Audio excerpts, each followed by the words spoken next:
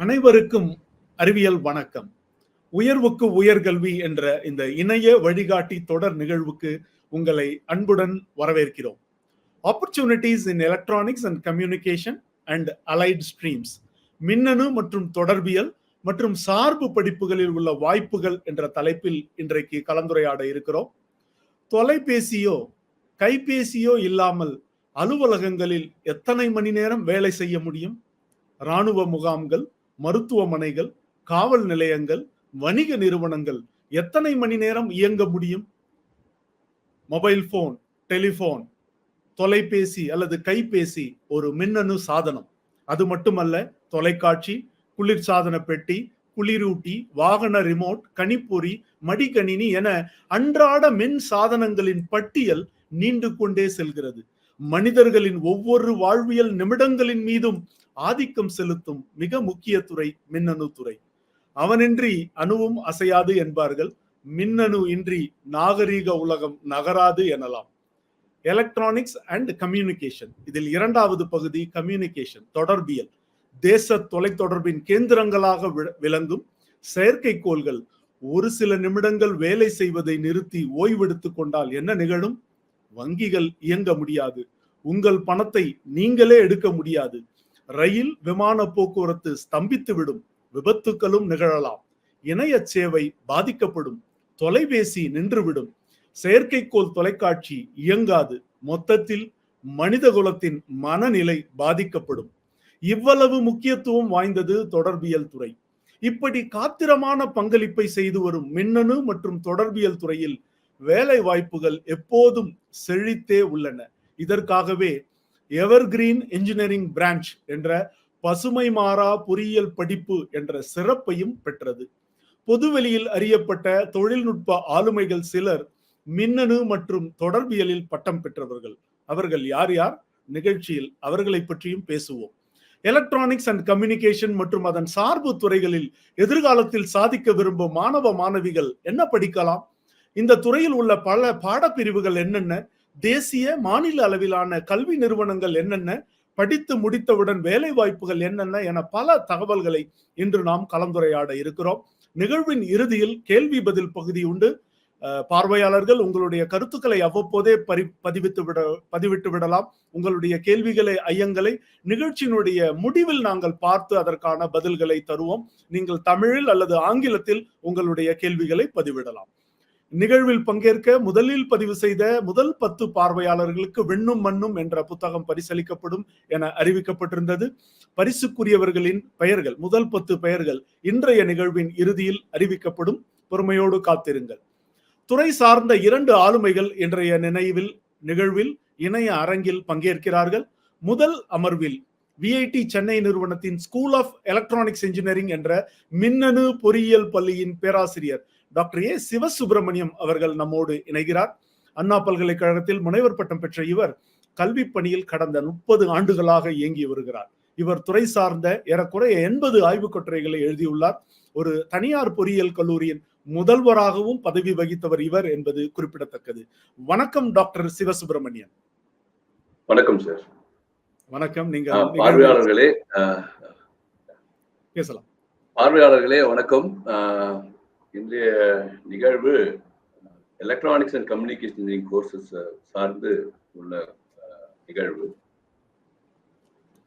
இது பெரும்பாலும் +2 மாணவர்கள் இப்போ தற்பொழுது என்ன படிக்கலாம் என்ற மனநிலையில் இருப்பார்கள். அப்கோர்ஸ் அதன் கூடவே பெற்றோர்களும் மிகுந்த ஒரு என்ன செய்யலாம், என்ன படிக்கலாம் என்ற இதில் ஆராய்ந்து பார்ப்பதில் மிகவும் கவனத்துடன் இருப்பார்கள். அந்நிலையில் நான் இசி படிக்கிறதுக்கு எதற்காக படிக்கலாம் என்பதை கூற விரும்புகிறேன். இப்ப இசின்னா உங்களுக்கு தெரியும், இட்ஸ் அபவுட் எலக்ட்ரானிக் டிவைசஸ் பத்தி படிப்போம். கம்யூனிகேஷன் டிவைசஸ் லைக் நம்ம தொகுப்பாளர் முன்னவே கூறியது போலே டிரான்ஸ்மிட்டர், டெலிபோன்ஸ், கைபேசி இதெல்லாம் பற்றி படிப்பதும், அது எவ்வாறு உருவாக்கப்படுகிறது, அது எவ்வாறு பயன்படுத்தலாம் என்பதை பற்றி படிப்பு தான் எலக்ட்ரானிக்ஸ் அண்ட் கம்யூனிகேஷன் இன்ஜினியரிங். அதை பத்தி இந்த நான் இந்த எலக்ட்ரானிக்ஸ் அண்ட் கம்யூனிகேஷன் இந்த படிப்புல வந்து இதனுடைய எதிர்காலத்தை பத்தி நீங்க என்ன நினைக்கிறீங்க? எதிர்கால தொழில்நுட்பங்கள் வந்து இந்த துறையில எப்படி உருவாகும்? இப்போ படிக்கிற மாணவர்களுக்கான வாய்ப்புகள் எதிர்காலத்தில் எப்படி இருக்கும்? எஸ் சார், இது வாய்ப்பு நிறையவே இருக்கு. நான் ஒரு ஸ்லைட்ஸ் ரெடி பண்ணியிருக்கேன். அது மூலமாவே நான் சொல்லிடுறேன் என்ன மாதிரி எல்லாம் வாய்ப்புகள் இருக்கு. என்றும் வாய்ப்புகள் நிறைந்தே இருக்கும். நீங்க சொன்ன மாதிரி குறிப்பிட்ட மாதிரி முதல் எவர்கிரீன் இட் இஸ். ஸோ அதுல டவுட்டே கிடையாது. So slides please. Next slide. Okay. So இந்த ஸ்கோப் ஆஃப் ஈசின்னு என்று சொல்லுவோம். அதுல பாத்தீங்கன்னா எலக்ட்ரானிக்ஸ் போகாத துறையே கிடையாது. எல்லா துறையிலும் ஆக்கிரமிச்சிருக்கு. பாத்தீங்கன்னா கன்சியூமர் எலக்ட்ரானிக்ஸ் எடுத்துக்கிட்டீங்கன்னா, கன்சியூமர் எலக்ட்ரானிக்ஸ் சொன்ன உடனே நமக்கு நினைவில் வருவது நம்ம வீட்டில் யூஸ் பண்ற பயன்படுத்துகிற வாஷிங் மிஷின். வாஷிங் மிஷின்ல நீங்க எப்படி எலக்ட்ரானிக்ஸ் இருக்குன்னா, நீங்க உங்களுடைய அந்த துணியில எவ்வளவு டர்ட் இருக்கோ அதுக்கு தகுந்தாற் போல அது ஆட்டோமேட்டிக்கா வந்து அந்த அளவு ரொட்டேஷன் ஏற்படுத்தி அதை வாஷ் பண்ணி கொடுக்கும். அது கன்சியூமர் எலக்ட்ரானிக்ஸ். அதே போல பாத்தீங்கன்னா மைக்ரோ அவன் யூஸ் பண்ணலாம். அது இல்லத்தரசிகளுக்கு வந்து ரொம்ப வந்து அவங்க மல்டி டாஸ்கிங் ஜாப் செய்யறவங்க, அவங்களுடைய மல்டி டாஸ்கிங் ஜாபுக்கு அசிஸ்ட் பண்ற வகையில பாத்தீங்கன்னா யூ கேன் செட் டைமிங்ஸ். அவன்ல வந்து டைமிங் செட் பண்ணி நீங்க வந்து அடுத்த வேலையை பார்க்கலாம். அது போல அந்த எலக்ட்ரானிக்ஸ் வந்து அது மாதிரி ஒரு அவன்லயும் வந்து ரொம்ப பயன்படுது. கன்சியூமர் எலக்ட்ரானிக்ஸ்ல அப்படி சொன்னோம்னாவே washing machine, even what you call இது அவன் அண்ட் டிவிஸ், கைபேசி அனைத்துமே கன்சியூமர் டே டு டே லைஃப்ல யூஸ் பண்றது அங்க வந்து எலக்ட்ரானிக்ஸ் இருக்கு. அடுத்ததை பார்த்தா ஆட்டோமேட்டிவ் எலக்ட்ரானிக்ஸ். நீ கார் உள்ள போகிறதுக்கு முன்னாடியே பார்த்தீங்கன்னா ஒரு ரிமோட் அழுத்தி தான் உள்ள போவீங்க. லைட் தெரியும். உள்ள போன உடனே பார்த்தீங்கன்னா நிறைய சென்சார்ஸ் இருக்கும். அந்த சென்சார்ஸ் எல்லாம் பார்த்தீங்கன்னா என்ஜின் பெர்ஃபார்மன்ஸை மானிட்டர் பண்ணும், ஃபியூல் எவ்வளவு இருக்குன்றதை மானிட்டர் பண்ணும். Even we have many sensors that also அது வந்து பார்த்தீங்கன்னா ரோட் கண்டிஷன்ஸையும் வந்து சென்ஸ் பண்ணி சொல்லும் எந்த ஸ்பீட்ல போகலாம். ஸோ தட் அதனால பார்த்தீங்கன்னா உங்களுக்கு வந்து கார் பெர்ஃபார்மன்ஸ் வந்து பெட்டரா இருக்கிறதுக்கு என்ன மாதிரி எல்லாம் அது வந்து அந்த மாதிரி எலக்ட்ரானிக்ஸ் சென்சார் வந்து ரொம்ப பயனுள்ளதாக இருக்கும். ஸோ ஆட்டோமோட்டிவ் எலக்ட்ரானிக்ஸ்லயும் எலக்ட்ரானிக்ஸை பார்க்கலாம். நீங்க இண்டஸ்ட்ரியல் எலக்ட்ரானிக்ஸ் போனீங்கன்னா பெரிய பெரிய பவர் பிளான்ஸ் இருக்கு. பவர் பிளான்ஸ்ல பாத்தீங்கன்னா அங்க பாய்லர்ஸ் இருக்கும்.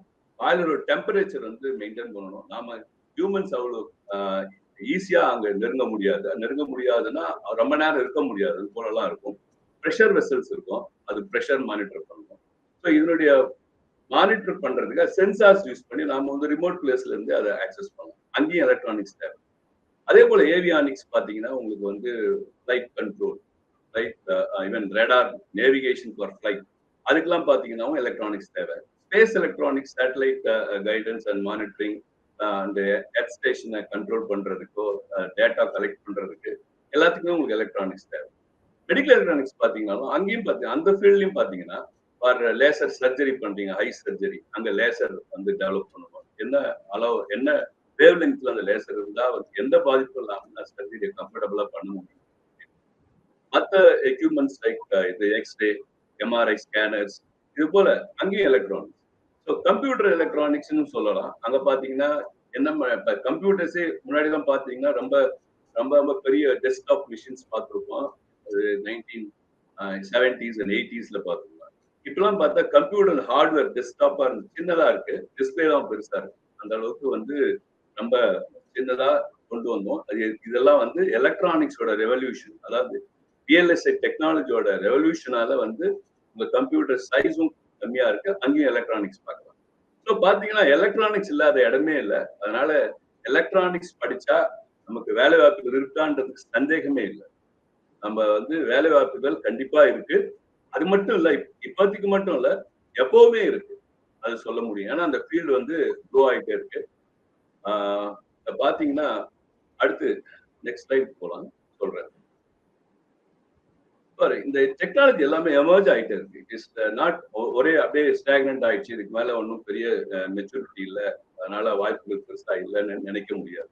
எலக்ட்ரானிக்ஸ் அண்ட் கம்யூனிகேஷன் பாத்தீங்கன்னா ஃபர்ஸ்ட் 5G டெக்னாலஜி எடுத்துக்கிட்டோம்னா நமக்கு தெரியும் நாம வந்து 2G 3G 4Gன்னு அந்த கம்யூனிகேஷன் டெக்னாலஜி பார்த்துருக்கிறோம், எக்ஸ்பீரியன்ஸ் பண்ணியிருக்கிறோம். மெயினா என்னன்னா அதுல வந்து இனிஷியலா பாத்தீங்கன்னா 2Gல SMS மட்டும் தான் அனுப்புவோம், 3Gல பாத்தீங்கன்னா வீடியோஸ் அனுப்பலான்ற மாதிரி இருந்தது. அடுத்து 4G பாத்தீங்கன்னா ஈவன் ஹை டெஃபினிஷன் டிவி, அந்த வீடியோஸ் குவாலிட்டி ஆஃப் வீடியோ அதெல்லாம் வந்து ரொம்ப அதிகமா செய்ய முடிஞ்சது. 5G என்ன சொல்லுது பாத்தீங்கன்னா 5Gலயும் வந்து ஸ்பீடு, வீடியோ ஸ்பீடு வந்து அதிகமா, ஏன்னா இன்டர்நெட் யூசர்ஸ் அதிகமாகிட்டே இருக்காங்க, அவங்களுடைய ரெக்குயர்மெண்ட் அதிகமா இருந்துகிட்டே இருக்கு. ஸோ அவங்களுடைய நீட்ஸை மீட் பண்ணணும்னா நமக்கு வந்து டெக்னாலஜி வந்து டெவலப்மெண்ட் இருந்தா மட்டும்தான் மீட் பண்ண முடியும். அவங்கள வந்து எப்பயுமே சாட்டிஸ்பாக்சன்ல வச்சுக்க முடியும். 5G பாத்தீங்கன்னா அந்த கனெக்டிவிட்டி, மேசிவ் கனெக்டிவிட்டி இருக்குது 5Gல பாத்தீங்கன்னா. இப்போ 4Gல வந்து கம்பேர் பண்ணும்போது 10 to 20 டைம்ஸ் கனெக்ஷன் டென்சிட்டி வந்து 5Gல ஒண்ணு. ரெண்டாவது வந்து ஸ்பீடும் அதிகம். அது வந்து 5G டெக்னாலஜி மூலமா நாம வந்து எஸ்டாப்ளிஷ் பண்றோம், சர்வீசஸ் ப்ரொவைட் பண்ணிட்டே இருக்கிறோம் நம்ம மக்களுக்கு, ஆர் கஸ்டமர்ஸ் சொல்லலாம். அதே மாதிரி 6G technology again improvement, again there is going to be a speed. ஒரு பெரிய வித்தியாசம் சொல்லணும்னா மொபைல் நெட்வொர்க்ஸ்ல மட்டும் ஆக்சஸ் இருக்காது, 6G நான் மொபைல் நெட்வொர்க் லைக் சேட்டலைட்டும் ஆக்சஸ் பண்ற மாதிரி they are bringing up protocols now. Surely it will be implemented in days, soon in future it will be அது போல இருக்கும். இது பாத்தீங்கன்னா இந்த டெக்னாலஜி இதோட மட்டும் முடிஞ்சிடல. இப்ப ஏஐ ஒரு டெக்னாலஜி உங்களுக்கு தெரியும், எல்லா இடத்துலயும் பயன்படுத்தலாம், ஆர்டிபிஷியல் இன்டெலிஜென்ஸ். இந்த மொபைல் நெட்வொர்க்ஸ் நிறைய நெட்வொர்க் உருவாக்குனா அதாவது நல்லா ஆப்டிமைஸ் பண்ணி ரொம்ப பெர்ஃபார்மிங் நெட்வொர்க்கா பண்றோமான்றதுக்கு ஏஐ வந்து ரொம்ப யூஸ்ஃபுல்லா. ஏஐ பயன்படுத்தி நீங்க ரொம்ப அது ஒரு ஆப்டிமைஸ்டு நெட்வொர்க், அதாவது ரொம்ப திறம்பட செயல்படுற ஒரு நெட்வொர்க்கா செய்யலாம் அப்படின்றது ஏஐ யூஸ் பண்ணலாம். 6Gல பாத்தீங்கன்னா மில்லிமீட்டர் வேவ் டெக்னாலஜி வரும். அந்த டெக்னாலஜி மூலமா நம்ம வந்து நிறைய அப்ளிகேஷன்ஸ் கொண்டு வர முடியும். அது எதுக்கு சொல்றேன்னா, இதை ரொம்ப பெருசா அதை பத்தி நான் பேச விரும்பல. பட் என்ன சொல்ல வரேன்னா 6G டெக்னாலஜில அது மாதிரி மில்லிமீட்டர் வேவ் டெக்னாலஜி இன்கார்பரேட் பண்ணும்போது நாம வந்து நிறைய அப்ளிகேஷன்ஸ் யூஸ் பண்ணோம். அதுல வந்து என்னன்னா நமக்கு வந்து வளர்ச்சி இருந்துகிட்டே இருக்கு, வாய்ப்புகள் இருந்துகிட்டே இருக்கு. ஸோ வேலை வாய்ப்புகள் அது மாதிரி டெக்னாலஜி இருக்கும்போது அந்த அந்த டெக்னாலஜி படிச்சவங்க நமக்கு தேவைப்படுறாங்க. படிச்சவங்க தேவைப்படும் போது தான் இந்த டெக்னாலஜி நம்ம உலகமெங்க எடுத்துட்டு போக முடியும், எல்லா இடத்தையும் இம்ப்ளிமெண்ட் பண்ணணும். அதனால நமக்கு எப்பயுமே வாய்ப்புகள் இருக்கு. அதுக்கு முன்னாடி அடுத்த இதுக்கெல்லாம் போறதுக்கு முன்னாடி நான் ஒரு சின்ன வீடியோ ஷேர் பண்ணி காமிக்கிறேன், எப்படி mobile network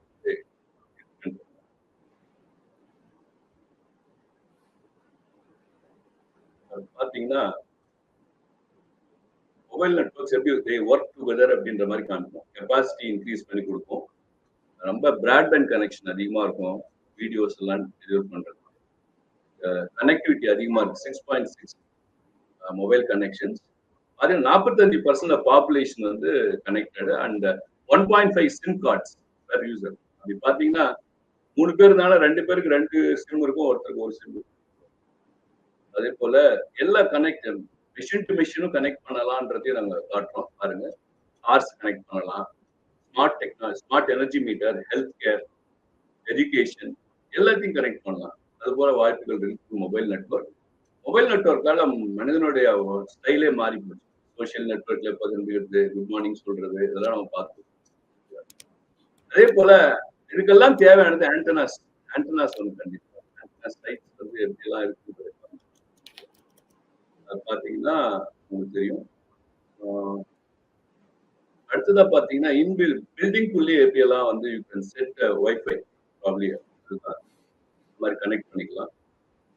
so network grow ஆகுறது எப்படின்னு பாத்தீங்கன்னா நிறைய யூசர்ஸ் தேவை, நிறைய அவங்களுக்கு டேட்டா தேவை. அதனால அது மட்டும் இல்ல அவங்களுக்கு ஃபாஸ்டா வேணும். போல இருக்கும்போது இந்த மாதிரி நெட்வொர்க் இவால்வ் ஆகிட்டே இருக்கு. அது போல அதுக்கு தேவையான பேட்டரியும் நம்ம வந்து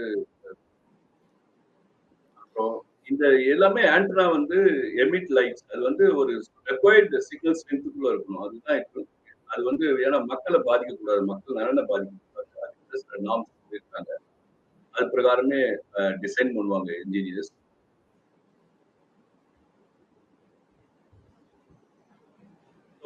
இந்த வீடியோ வந்து ஜஸ்ட் மொபைல் நெட்வொர்க் எந்த அளவுக்கு கனெக்ஷனை ஏற்படுத்தியிருக்கு, நாட் ஓன்லி அதாவது நம்மளுடைய ஹியூமன்ஸ்க்கு மட்டும் இல்ல, ஈவன் அதர் டிவைசஸ் கூட கனெக்ட் பண்ணிருக்கோம். டெக்னாலஜி இவால்வ் ஆயிட்டே இருக்க நம்ம வந்து எல்லாமே அதுக்கு தகுந்த மாதிரி சில சிஸ்டம் டெவலப் பண்ணணும், இன்ஃப்ராஸ்ட்ரக்சர் டெவலப் பண்ணணும். ஆண்ட்ரான்ஸ்லாம் வந்து தனித்தனியா இருக்கிறத விட ஒரே இடத்துல நிறைய செட் பண்ணலாம். ஸோ இதெல்லாம் தான் இந்த வீடியோல காட்டும். இந்த வீடியோல மெயினா உங்களுக்கு காமிக்கிறது வந்து மொபைல் மூலியமா எல்லாரும் கனெக்ட் ஆகும்போது எந்த அளவுக்கு வந்து சர்வீசஸ் ஈவன் லைஃப் ஸ்டைலே அது சேஞ்ச் பண்ணுதுன்றத நம்ம பார்த்தோம். மிக சிறப்பு. இப்ப நீங்க வந்து இந்த புதிய தொழில்நுட்பங்கள் என்னென்ன வந்திருக்கு அப்படின்றதுல அது ஒரு காணொலி ஒரு ஒரு ஒரு சாம்பிளா அதையும் காட்டுனீங்க. மிகச்சிறப்பு. இப்ப பார்வையாளர்கள் வந்து ரொம்ப ஆர்வமா காத்துட்டு இருக்கிற கேள்வி என்னன்னா, எலக்ட்ரானிக்ஸ் அண்ட் கம்யூனிகேஷன் இதுல வந்து நிறைய பிரிவுகள் பாடப்பிரிவுகள் இருக்கு இல்லைங்களா? இப்ப இசிஇ எலக்ட்ரானிக்ஸ் அண்ட் கம்யூனிகேஷன் இருக்கு, எலக்ட்ரிக்கல் அண்ட் எலக்ட்ரானிக்ஸ் இன்ஜினியரிங் இருக்கு. இந்த மாதிரி நிறைய பிரிவுகள் இருக்கு. அந்தந்த பிரிவுகளை பத்தி ஒரு புரிதல் வேணும். அது ஒரு கேள்வி. இன்னொரு கேள்வி, இப்போ பிஎஸ்சிலயும் எலக்ட்ரானிக்ஸ் படிக்கலாம், பிஇ பிடெக்லயும் எலக்ட்ரானிக்ஸ் படிக்கலாம். இதை பற்றிய புரிதலை நீங்க ஒரு பதிலா கொடுத்தீங்கன்னா பார்க்கிற பார்வையாளர்களுக்கு அது மிகவும் பிரயோஜனமாக இருக்கும். நன்றி சார். எஸ், நம்ம சொல்லலாம். இப்போ எலக்ட்ரானிக்ஸ் கம்யூனிகேஷன் இன்ஜினியரிங் என்றது பரவலா தெரியுது. அது கூட அலைட் ஸ்ட்ரீம்ஸ் சொன்ன மாதிரி எலக்ட்ரிக்கல் அண்ட் எலக்ட்ரானிக்ஸ் படிக்கிறோம். அதே போல எலக்ட்ரானிக்ஸ் அண்ட் இன்ஸ்ட்ருமெண்டேஷன் ஒரு கோர்ஸ் இருக்கு. அதே போல எலக்ட்ரானிக்ஸ் அண்ட் கம்ப்யூட்டர் இன்ஜினியரிங், அது போல எலக்ட்ரானிக்ஸ் அண்ட் விஎல்எஸ்ஐ, இது போல ஸ்ட்ரீம்ஸ்லாம் இருக்கு. பாத்தீங்கன்னா இப்போ எலக்ட்ரிக்கல் எடுத்துக்கிட்டேன். இப்போ எலக்ட்ரானிக்ஸ் அண்ட் கம்யூனிகேஷன் தெரியும், எலக்ட்ரானிக்ஸ் ஃபுல்லா படிப்போம். அதை பார்த்து கம்யூனிகேஷன் டெக்னாலஜி என்னென்னவோ அதெல்லாம் படிப்போம். Next slide. இதுல பாத்தீங்கன்னா நான் லிஸ்ட் பண்ணியிருக்கேன். இது பார்வையாளருக்கு வந்து ஈஸியா புரியுன்றதுக்காக நான் வந்து லிஸ்ட் பண்ணியிருக்கேன். இந்த இசிஇ, இந்த ஃபர்ஸ்ட் காலம்ல இசிஇ, செகண்ட் காலம்ல எலக்ட்ரானிக்ஸ் அண்ட் கம்ப்யூட்டர், அதுல விஎல்எஸ்ஐ டிசைன், எலக்ட்ரானிக்ஸ் இன்ஸ்ட்ருமெண்டேஷன். இந்த காலம்ல பாத்தீங்கன்னா எல்லாமே எக்ஸப்ட் த லாஸ்ட் 2 rows பாத்தீங்கன்னா அந்த 3 rowsல பார்த்தா எல்லாரும் காமனா analog electronics, digital electronics, micro process, signal processing எல்லாருமே படிப்பாங்க. ரைட்டா? அடுத்தது பாத்தீங்கன்னா 4th ரோல பாத்தீங்கன்னா இசியில தான் எலக்ட்ரோ மேக்னெட்டிக்ஸ் தேடி படிப்பாங்க. ஏன்னா அவங்க கம்யூனிகேஷன் சார்ந்து படிக்க வேண்டியிருக்கிறதால, எலக்ட்ரோ மேக்னெட்டிக் ரேடியேஷன் பத்தி படிக்கிறதால அந்த மாதிரி கோர்ஸ் படிப்பாங்க. ஆனா அதே எலக்ட்ரானிக்ஸ் கம்ப்யூட்டரோ விஎல்எஸ்ஐ படிக்கிறவங்களும் படிப்பாங்க. ஆனா எலக்ட்ரானிக்ஸ் அண்ட் கம்ப்யூட்டர் இன்ஜினியரிங் படிக்கிறவங்களுக்கு அது தேவைப்படாது. ஏன்னா அதனால அந்த கோர்ஸ் இருக்காது. மற்றபடி பாத்தீங்கன்னா அகைன் விஎல்எஸ்ஐ சிஸ்டம் எல்லாருமே படிக்கிறாங்க. அந்த எலக்ட்ரானிக்ஸ் இன்ஸ்ட்ருமெண்டேஷன் பார்த்தீங்கன்னா கண்ட்ரோல் சிஸ்டம் படிக்கிறாங்க. ஏன்னா எலக்ட்ரானிக்ஸ் இன்ஸ்ட்ருமெண்டேஷன் என்னன்னா பிஃபோர் தட் நான் எல்லாமே என்னென்ன கோர்ஸ் சொல்றேன். எலக்ட்ரானிக்ஸ் இன்ஸ்ட்ருமெண்டேஷன் கோர்ஸ் பாத்தீங்கன்னா எலக்ட்ரானிக்ஸ் படிப்பீங்க. அது தவிர இன்ஸ்ட்ருமெண்டேஷன்ன்றது வந்து என்னன்னா ஒரு பிளான்ட், நான் ஏற்கனவே சொன்ன மாதிரி ஒரு பவர் பிளான்ட் இருக்கு, இல்ல மைனிங் இண்டஸ்ட்ரீஸ் இருக்கு, இல்ல ப்ராசஸ் கண்ட்ரோல் பிளான்ஸ் இருக்கு. அதெல்லாம் நீங்க கண்ட்ரோல் பண்ணணும்னா அதுக்கு தேவையான இன்ஸ்ட்ருமெண்ட்டை டெவலப் பண்ணணும். ஏன்னா நீங்க வந்து அதை மானிட்டர் பண்ணணும். அது வந்து சென்சார்ஸ் மூலமா அதை மானிட்டர் பண்ணணும். டெம்பரேச்சர் எவ்வளவு இருக்கு, ப்ரெஷர் எவ்வளவு இருக்கு, அதெல்லாம் அதுக்கு தேவையான இன்ஸ்ட்ருமெண்டேஷன் ரெடி பண்ணி அது ஒரு காமன் கன்சோல்ல வந்து மானிட்டர் பண்ணணும். அதுக்காக மெஷர்மெண்ட்ஸ், இன்ஸ்ட்ருமெண்ட்ஸ், அது மாதிரி சப்ஜெக்ட்ஸ் எல்லாம் படிப்பீங்க. Next slide. நெக்ஸ்ட் இந்த இன்ஸ்ட்ருமெண்டேஷன் இந்த 4th காலம்ல நோ ப்ரீவியஸ் இதை பாத்தீங்கன்னா 4th காலம்ல லிஸ்ட் பண்ணியிருப்பேன். எதுக்காக இது நான் இவ்வளவு விரிவா சொல்றேன்னா மாணாக்கர்களுக்கு வந்து புரியும் என்ன படிக்கிறோம் நம்ம இந்த கோர்சஸ்ல. நமக்கு நம்ம எதுவும் மிஸ் பண்ணல இது படிக்கிறதால. ஏன்னா ஒரு சில நேரங்கள் என்ன ஆகும், ஈஸி ஹை காம்படிஷன்ல ஈஸி கிடைக்கலன்னா nothing wrong in doing electronics instrumentation. என்னுடைய பார்வையில இன்ஜினியரிங்ன்றதே ஒயிட் காலர் ஜாப் தான். நவடேஸ் தான் நம்ம அதை வித்தியாசப்படுத்தி பாக்குற அளவுக்கு வந்துட்டோம். ஏன்னா ஜாப் ஆப்பர்ச்சுனிட்டிஸ் பொறுத்து மக்கள் பாக்குறாங்க. பட் எது இருந்தாலும் பாத்தீங்கன்னா இந்த இன்ஸ்ட்ருமெண்டேஷன் பார்க்கும்போது சென்சார் அண்ட் சிக்னல் இதெல்லாம் கொடுத்துருவோம். ஸோ இது மாதிரி இடத்துக்கு இதுதான் வித்தியாசப்படும் இசியில இருந்து எலக்ட்ரானிக் இன்ஸ்ட்ருமெண்டேஷன். அதே இந்த ஸ்லைட்ல ஃபர்ஸ்ட் காலம் பாத்தீங்கன்னா இசியில வந்து கம்யூனிகேஷன் சப்ஜெக்ட்ஸ் லிஸ்ட் பண்ணிருக்கோம். ஸோ இதுதான் வந்து கம்யூனிகேஷன் படிப்போம். அதில் அகைன் எலக்ட்ரானிக்ஸ் கம்ப்யூட்டர் பாத்தீங்கன்னா செகண்ட் காலம்ல அது computer related subjects, data structures, algorithm, computer architecture, compiler design, computer networks இதெல்லாமே படிப்போம். அதே தேர்ட் காலம்ல பார்த்தீங்கன்னா விஎல்எஸ்ஐ போது விஎல்எஸ்ஐ கோர்சஸ் நிறைய படிப்பாங்க. ஸோ என்னன்னா எலக்ட்ரானிக்ஸ் கம்ப்ளீட்டா அந்த அலைட் கோர்ஸ் எல்லாத்துலயுமே படிக்கிறீங்க. பிளஸ் அதனுடைய அடுத்த டிசிப்ளின் கூட ஆட் பண்ணிருக்கிறத வந்து படிப்பீங்க. அதனால நீங்க எலக்ட்ரானிக்ஸ் எங்கேயுமே மிஸ் பண்றது. எலக்ட்ரானிக்ஸ் விரும்புறவங்க கண்டிப்பா வந்து இது எந்த கோர்ஸ் வேணா எடுக்கலாம். இல்ல ஒண்ணு நான் லிஸ்ட் பண்ணல, எலக்ட்ரானிக்ஸ், எலக்ட்ரிக்கல், எலக்ட்ரானிக்ஸ் அதுலயும் அப்படிதான். ஏன்னா எலக்ட்ரானிக்ஸ் எல்லாம் படிப்போம், பிளஸ் வந்து அதுல எலக்ட்ரிக்கல் மிஷின்ஸ் படிப்போம், டிரான்ஸ்ஃபார்மர்ஸ் பத்தி படிப்போம், பவர் எப்படி டிஸ்ட்ரிபியூட் ஆகுதுன்றதை பத்தி படிப்போம். ஸோ இவ்வளவுதான் வித்தியாசம். ஸோ இந்த அலைட் கோர்சஸ் பார்க்கும்போது எலக்ட்ரானிக்ஸ்ல இன்ட்ரெஸ்ட் உள்ளவங்க எல்லாருமே இந்த கோர்சஸ் எதை வேணாலும் படிக்கலாம். இதுக்கு நல்ல ஆப்பர்ச்சுனிட்டி இருக்கு.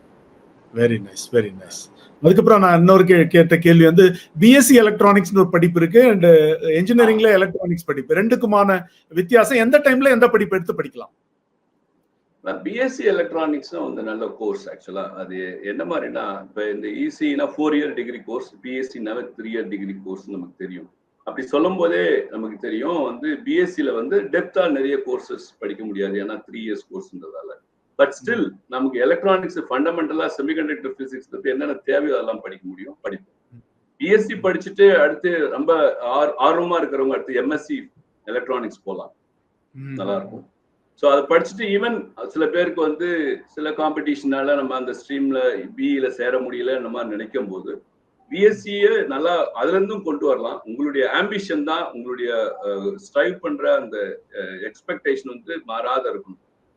பிஎஸ்சி எலக்ட்ரானிக்ஸ் படிச்சீங்கனாலும் அதை படிச்சு எம்எஸ்சி எலக்ட்ரானிக்ஸ் படிச்சு அடுத்து எம்இ எம்டெக் வந்து நீங்க ஏதோ ஒரு கோர்ஸ் படிக்கலாம், அது ரொம்ப நல்லாவே இருக்கும். ஸோ இது மாதிரி வாய்ப்புகள் இருக்கு பிஎஸ்சி எலக்ட்ரானிக்ஸ் படிச்சாலும். Okay okay. அதுக்கப்புறமா இன்னொரு கேள்வி என்னன்னா, இப்போ டிப்ளமோல எலக்ட்ரானிக்ஸ் அண்ட் கம்யூனிகேஷன் படிக்கிறவங்க அவங்களும் பின்னாளில் படிக்க வாய்ப்பு உண்டு இல்லையா? அதை பத்தி அது என்னுடைய ஒரு சில கருத்து இருக்கு சார். இப்ப டிப்ளமோ படிக்கிறோம்னு வச்சுக்கோங்க, இப்ப என்ன ஒன்னும் சில நேரத்தில் +2 பசங்க படிப்பாங்க, ஹை காம்படிஷன்ல வந்து அவங்களுக்கு வந்து நல்ல அவங்க எதிர்பார்த்த காலேஜ் கிடைக்காம போகலாம். ஸோ அது மாதிரி சூழ்நிலை நான் சொல்ற சின்ன ஒரு ஐடியா, பட் என்னுடைய ஒப்பீனியன் தான் அது. ஏன்னா அவங்களுக்கு அது சொத்து ரொம்ப அக்செப்டபிளா இருந்தா அவங்க யூஸ் பண்ணிக்கலாம். எப்படி சொல்றேன்னா, அவங்க +2க்கு அப்புறம் நேரா இதுக்கு போகலாம், டிப்ளமோ. மோஸ்ட்லி டிப்ளமோல அவங்க என்ன குரூப் கேட்கறாங்களோ அது கிடைக்கும். மேபி நாம இசி பத்தி தான் பேசிட்டு இருக்கோம், ஸோ இசி வந்து கிடைக்கும். இசி வந்து ஆனா 2 இயர்ஸ் படிச்சா போதும், அவங்க 3 இயர்ஸ் படிக்க தேவை. +2க்கு அப்புறம் 2 இயர்ஸ், ஏன்னா லேட்டரல் என்ட்ரில அவங்க சேரலாம். அப்படி சேரும்போது பாத்தீங்கன்னா 2 இயர்ஸ்ல முடிச்சுட்டு அந்த லேட்டரல் என்ட்ரிக்கு சில கோட்டா இருக்கு, சில பர்சன்டேஜ் ஆஃப் சீட்ஸ் இருக்கு பி சேர்றது. அப்ப பாத்தீங்கன்னா அப்ப சில அவங்க எக்ஸ்பெக்டட் காலேஜஸ்ல சீட் கிடைக்கும், டைரக்டா செகண்ட் இயர் சேரலாம் அதுல. ஸோ அந்த ரூட்டும் எடுக்கலாம், அது ரொம்ப நல்லா தான் இருக்கும். ஸோ அப்படி எடுக்கும்போது என்னன்னா, டைரக்டா +2 இருந்து டிகிரி படிக்கிறதுக்கும் டிப்ளமோ போயிட்டு டிகிரி படிக்கிறதுக்கும் படிக்கிறது வந்து ஒன்னா தான் இருக்கும், குவாலிட்டி ஆஃப் எஜுகேஷன் எல்லாம் ஒன்னா இருக்கும். பட் 1 இயர் எக்ஸ்டெண்ட் ஆகும், அது ஒண்ணுதான் தவிர மற்றபடி நம்ம நினைச்சதை அச்சீவ் பண்ண முடியும். ஸோ சூழ்நிலைக்கு தகுந்த மாதிரி நம்ம காம்படிஷன் சில நேரங்களில் நம்ம வந்து அந்த எக்ஸாம் எழுதுற சூழ்நிலையில மார்க் குறைஞ்சிருக்கலாம். அப்படி இருக்கும்போது இது போல ஒரு ரூட் ஃபாலோ பண்ணலாம், அது நல்லாவே இருக்கும் அப்படின்றது. இப்ப நீங்க சொன்னதை நான் சம்மரைஸ் பண்ணிடுறேன். இப்போ எலக்ட்ரானிக்ஸ் அண்ட் கம்யூனிகேஷன் துறையில வந்து பல பிரிவுகள் இருக்குது. இப்போ வந்து எலக்ட்ரிக்கல் அண்ட் எலக்ட்ரானிக்ஸ் இன்ஜினியரிங் இருக்கு, எலக்ட்ரானிக்ஸ் அண்ட் இன்ஸ்ட்ருமெண்டேஷன் இருக்கு, எலக்ட்ரானிக்ஸ் அண்ட் கம்ப்யூட்டர்ஸ் இருக்கு, electronics engineering VLSI design, very large scale integrated circuit.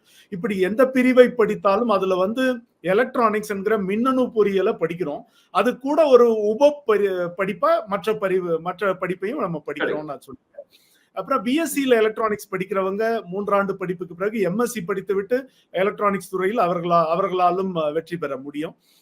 பிறகு +2 மாணவர்கள் கூட இல்ல 10th படிக்கிறவங்க டிப்ளமா போகலாம், இல்ல +2 படிக்கிறவங்க டைரக்டா 2ஆம் ஆண்டு டிப்ளமா படித்து விட்டு பாலிடெக்னிக் படிப்பை படித்து விட்டு நேரடியாக பட்டப்படிப்பு பிடெக்ல 2ஆம் ஆண்டு சேரலாம் அப்படின்னு சொன்னீங்க. இப்போ நிறைய மாணவர்களுக்கு பெற்றோர்களுக்கு இருக்கக்கூடிய அடுத்த கேள்வி, கல்லூரிகளை எப்படி தேர்வு செய்வது? எலக்ட்ரானிக்ஸ் படிக்கணும்னு முடிவு பண்ணியிருக்கோம், கல்லூரிகள்ல எப்படி தேர்வு செய்வது? என்னென்ன கல்லூரிகள், மத்திய அரசு கல்லூரியா இருக்கட்டும், மாநில அரசு நிகர்நிலை பல்கலைக்கழகங்கள், நிறைய வாய்ப்புகள் இருக்கு. அதை பற்றிய உங்களுடைய ஆலோசனை என்ன? அதுக்கு ஒரு டேட்டா ரெடி பண்ணிருக்கேன், just with help of slide ஐ சொல்றேன். பாத்தீங்கன்னா நெக்ஸ்ட் ஸ்லைட், நெக்ஸ்ட் இது எலிஜிபிலிட்டி சொல்லியிருக்கேன். ஆக்சுவலா நெக்ஸ்ட் ஸ்லைட். நிறைய நேஷனல் லெவல்ல நான் சொல்றேன், அதுக்கப்புறம் நாம தமிழ்நாட்டு லெவல்ல என்ன செய்யலாம்னு சொல்றேன். இப்ப இது மாதிரி கோர்சஸ் சேர்றதுக்கு வந்து என்ட்ரன்ஸ் எக்ஸாம்ஸ் இருக்கும். இப்ப தமிழ்நாட்டை பொறுத்தவரைக்கும் என்ட்ரன்ஸ் எக்ஸாம் கிடையாது. ஸோ தமிழ்நாட்டு காலேஜ் சேர்றதுக்கு வந்து நமக்கு +2ல எடுக்கிற மார்க்கே போதும், அதை வந்து கட் ஆஃப் வச்சு பண்ணுவாங்க. இப்ப பாத்தீங்கன்னா இதுல வந்து நேஷனல் லெவல்ல பார்க்கும்போது ஜேஇ மெயின் அண்ட் அட்வான்ஸ்ட் பெரும்பாலும் மாணாக்கருக்கு இப்பெல்லாம் நவேடேஸ் அவங்களுக்கு நிறைய தெரியுது அதை பத்தி. இருந்தாலும் ஜேஇ எழுதிட்டா நீங்க என்ன பண்ணலாம், JEE main and advance 2 exam இருக்கு. மெயின் கம்ப்ளீட் பண்ணா கண்டிப்பா நீங்க வந்து அந்த தகுதி பெற்றீங்கன்னா என்ஐடி மாதிரி காலேஜஸ்ல, நேஷனல் இன்ஸ்டியூட் ஆஃப் டெக்னாலஜி காலேஜ்ல சேரலாம். இப்போ அட்வான்ஸ்டு அதுல வந்து ஜேஇ மெயின்ல கிளியர் பண்ணவங்க 20% தான் அட்வான்ஸ்ட் எக்ஸாம் நடத்துவாங்க. அதுல வந்து கிளியர் பண்றவங்க ஐஐடிஸ்ல சேரலாம். ட்ரிபிள் ஐடிஸ் இருக்கு, ட்ரிபிள் ஐடிஸ் காலேஜஸ் இருக்கு. இதை தவிர ஈவன் ஐஐஎஸ்டின்னு இருக்கு, இந்த எலக்ட்ரானிக்ஸ், அதாவது Indian Institute of Science and Technology, இந்த Trivandrum Indian Space Research Organisation நடத்துற ஒரு இன்ஸ்டிடியூஷன் ஐஐஎஸ்டி. அதுல வந்து electronics and communication with specialisation ஏவியானிக்ஸ்னு ஒரு கோர்ஸ் இருக்கு, அது படிக்கலாம். இல்ல அவங்க வந்து இன்னொரு வந்து aerospace engineering, of course aerospace engineering அவங்க ஃபீல்டுக்காக அவர் நடத்துறாங்க, 2 ப்ரோக்ராம் நடத்துறாங்க. ஈஸின்னு பார்க்கும்போது நம்ம ஏவியானிக்ஸ் ஸ்பெஷலைசேஷனோட அங்க அந்த கோர்ஸ் அங்க படிக்க முடியும். அது தவிர சென்ட்ரல் யூனிவர்சிட்டிஸ் இருக்கு, சென்ட்ரல் யூனிவர்சிட்டிஸ் அக்ராஸ் இது நேஷன் இருக்கு, அதுலயும் நம்ம படிக்கலாம். அதுக்கு வந்து நீங்க அந்த சியூடி எக்ஸாம்ஸ் எழுதணும், சென்ட்ரல் யூனிவர்சிட்டி என்ட்ரன்ஸ் டெஸ்ட் அப்படின்றது, அது மூலியமா ஜாயின் பண்ணலாம். இப்போ இதுல பாத்தீங்கன்னா நம்ம தமிழ்நாட்டுல தஞ்சாவூர்ல இருக்கு ஒரு யூனிவர்சிட்டி, சென்ட்ரல் யூனிவர்சிட்டி, அது மாதிரி ட்ரை பண்ணலாம் இந்த எக்ஸாம் எழுதுனா. அது தவிர நேஷனல் லெவல்ல பிரைவேட் யூனிவர்சிட்டிஸ் எக்ஸாம்ஸ் நடத்துறாங்க, பிட்சாட், விட்டி அண்ட் ஏட்.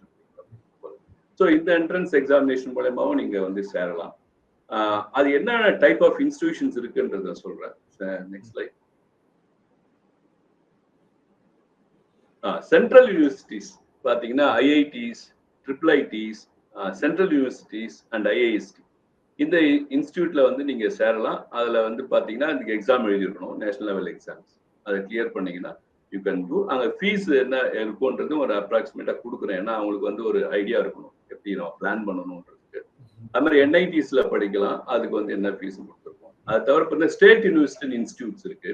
ஸ்டேட் யூனிவர்சிட்டிஸ்ல பாத்தீங்கன்னாலும் இப்ப நம்ம தமிழ்நாடு மாதிரி யூனிவர்சிட்டி, தமிழ்நாடு மாதிரி ஸ்டேட்ல பாத்தீங்கன்னா என்ட்ரன்ஸ் கிடையாது, பட் +2 மார்க்ஸ் என்ன, அதுல கட் ஆஃப் பொறுத்து நீங்க வந்து சீட் கிடைக்கும். சீட் அது வந்து கட் ஆஃப் அவங்க வந்து ஒவ்வொரு தடவையும் அந்த லிஸ்ட பப்ளிஷ் பண்றாங்க, இந்த கட் ஆஃப் என்ன மார்க் கிடைக்கும் அப்படின்ற மாதிரி. ஸோ அதை பேஸ் பண்ணி நீங்க பிளான் பண்ணலாம். அது அந்த அந்த இன்ஸ்டியூட்ல எல்லாம் என்ன அளவுக்கு ஃபீஸ் இருக்குன்றது நான் டிஸ்பிளே பண்ணியிருக்கேன். ஒரு 48,000 இருந்து ஒரு 2 lakhs வரைக்கும். அது தவிர பார்த்தீங்கன்னா ஸ்டேட் பிரைவேட் யூனிவர்சிட்டிஸ் இருக்கு, ஸ்டேட் பிரைவேட் இன்ஸ்டியூட்ஸ் இருக்கு. அதுல பாத்தீங்கன்னா இது வந்து அங்கேயும் நீங்க வந்து சில பிரைவேட் யூனிவர்சிட்டிஸ்ல வந்து ஃபீஸ் பாத்தீங்கன்னா 1.25 lakhs இருந்து 2 lakhs வரைக்கும் இருக்கு.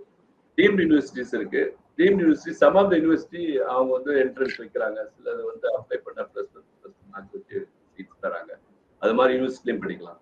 ஸோ இதெல்லாம் பாசிபிள் இன்ஸ்டியூட். அங்க வந்து நம்ம எலக்ட்ரானிக்ஸ் கோர்ஸ் வந்து நீங்க ஜாயின் பண்ணலாம். ஈவன் சில கோர்ஸ் பிஎஸ்சி கோர்சஸும் இருக்கு.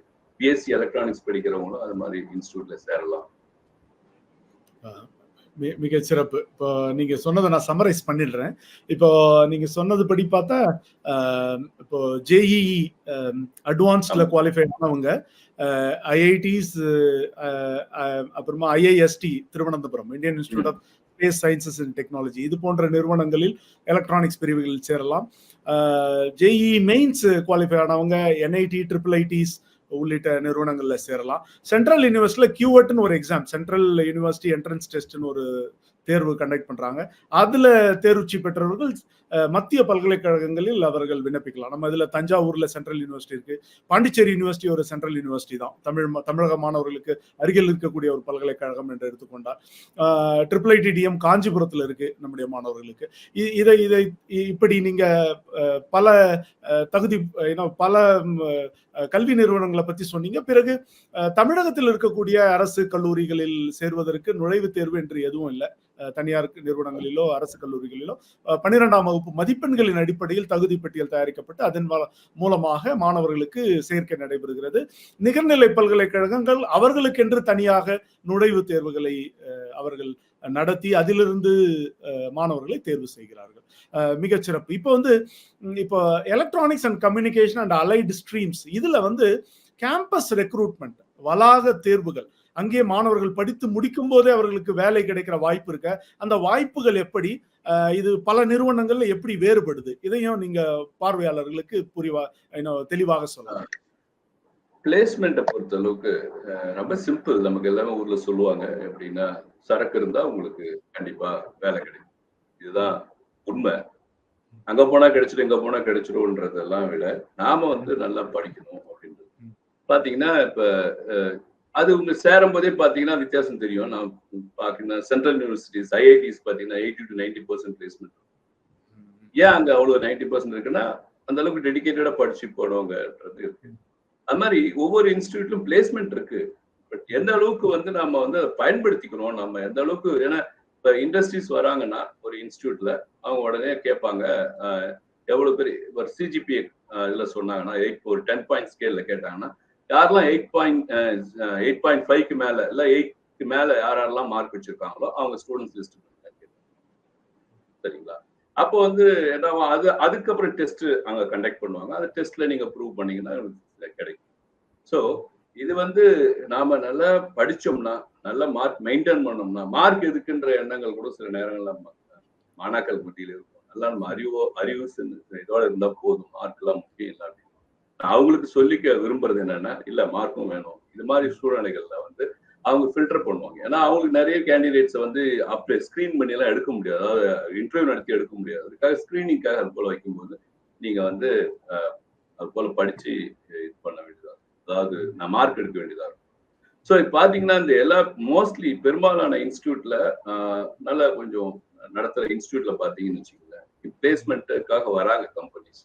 வரும்போது அதை நம்ம பயன்படுத்திக்கிறதுக்கு நாம தயாரா இருக்கணும்ன்றது என்னுடைய எண்ணம். அது தவிர எப்பயுமே நம்ம டெடிகேட்டடா ஆம்பிஷியஸா படிச்சோம்னா நமக்கு வாய்ப்புகள் எப்பயுமே இருக்கும். இதுல இன்னொன்னு உண்டு, பெடகாகி என்ன மாதிரி பெடகாகி பயன்படுத்துறாங்க இன்ஸ்டியூட்ல லேர்னிங் ஸ்கில் டெவலப் பண்றதுக்கு அப்படின்றது. ஸோ நம்ம அதுக்கெல்லாம் அது மாதிரி இன்ஸ்டியூட்டை பொறுத்து பிளேஸ்மெண்ட்டுக்கெல்லாம் மாறும். Very nice. இப்போ வந்து இப்போ முழு நேர படிப்பை பத்தி நம்ம பேசிட்டு இருக்கோம். இதுல சில ஆன்லைன் கோர்சஸும் எலக்ட்ரானிக்ஸ்ல இருக்கு. உதாரணமா ஐஐடி மெட்ராஸ்ல வந்து எலக்ட்ரானிக் சிஸ்டம்னு ஒரு 4 ஆண்டு படிப்பு இருக்கு. அது வந்து முழு நேர படிப்பே இல்லை. இப்போ மாணவர்களுக்கு நீங்க என்ன சொல்ல விரும்புறீங்க?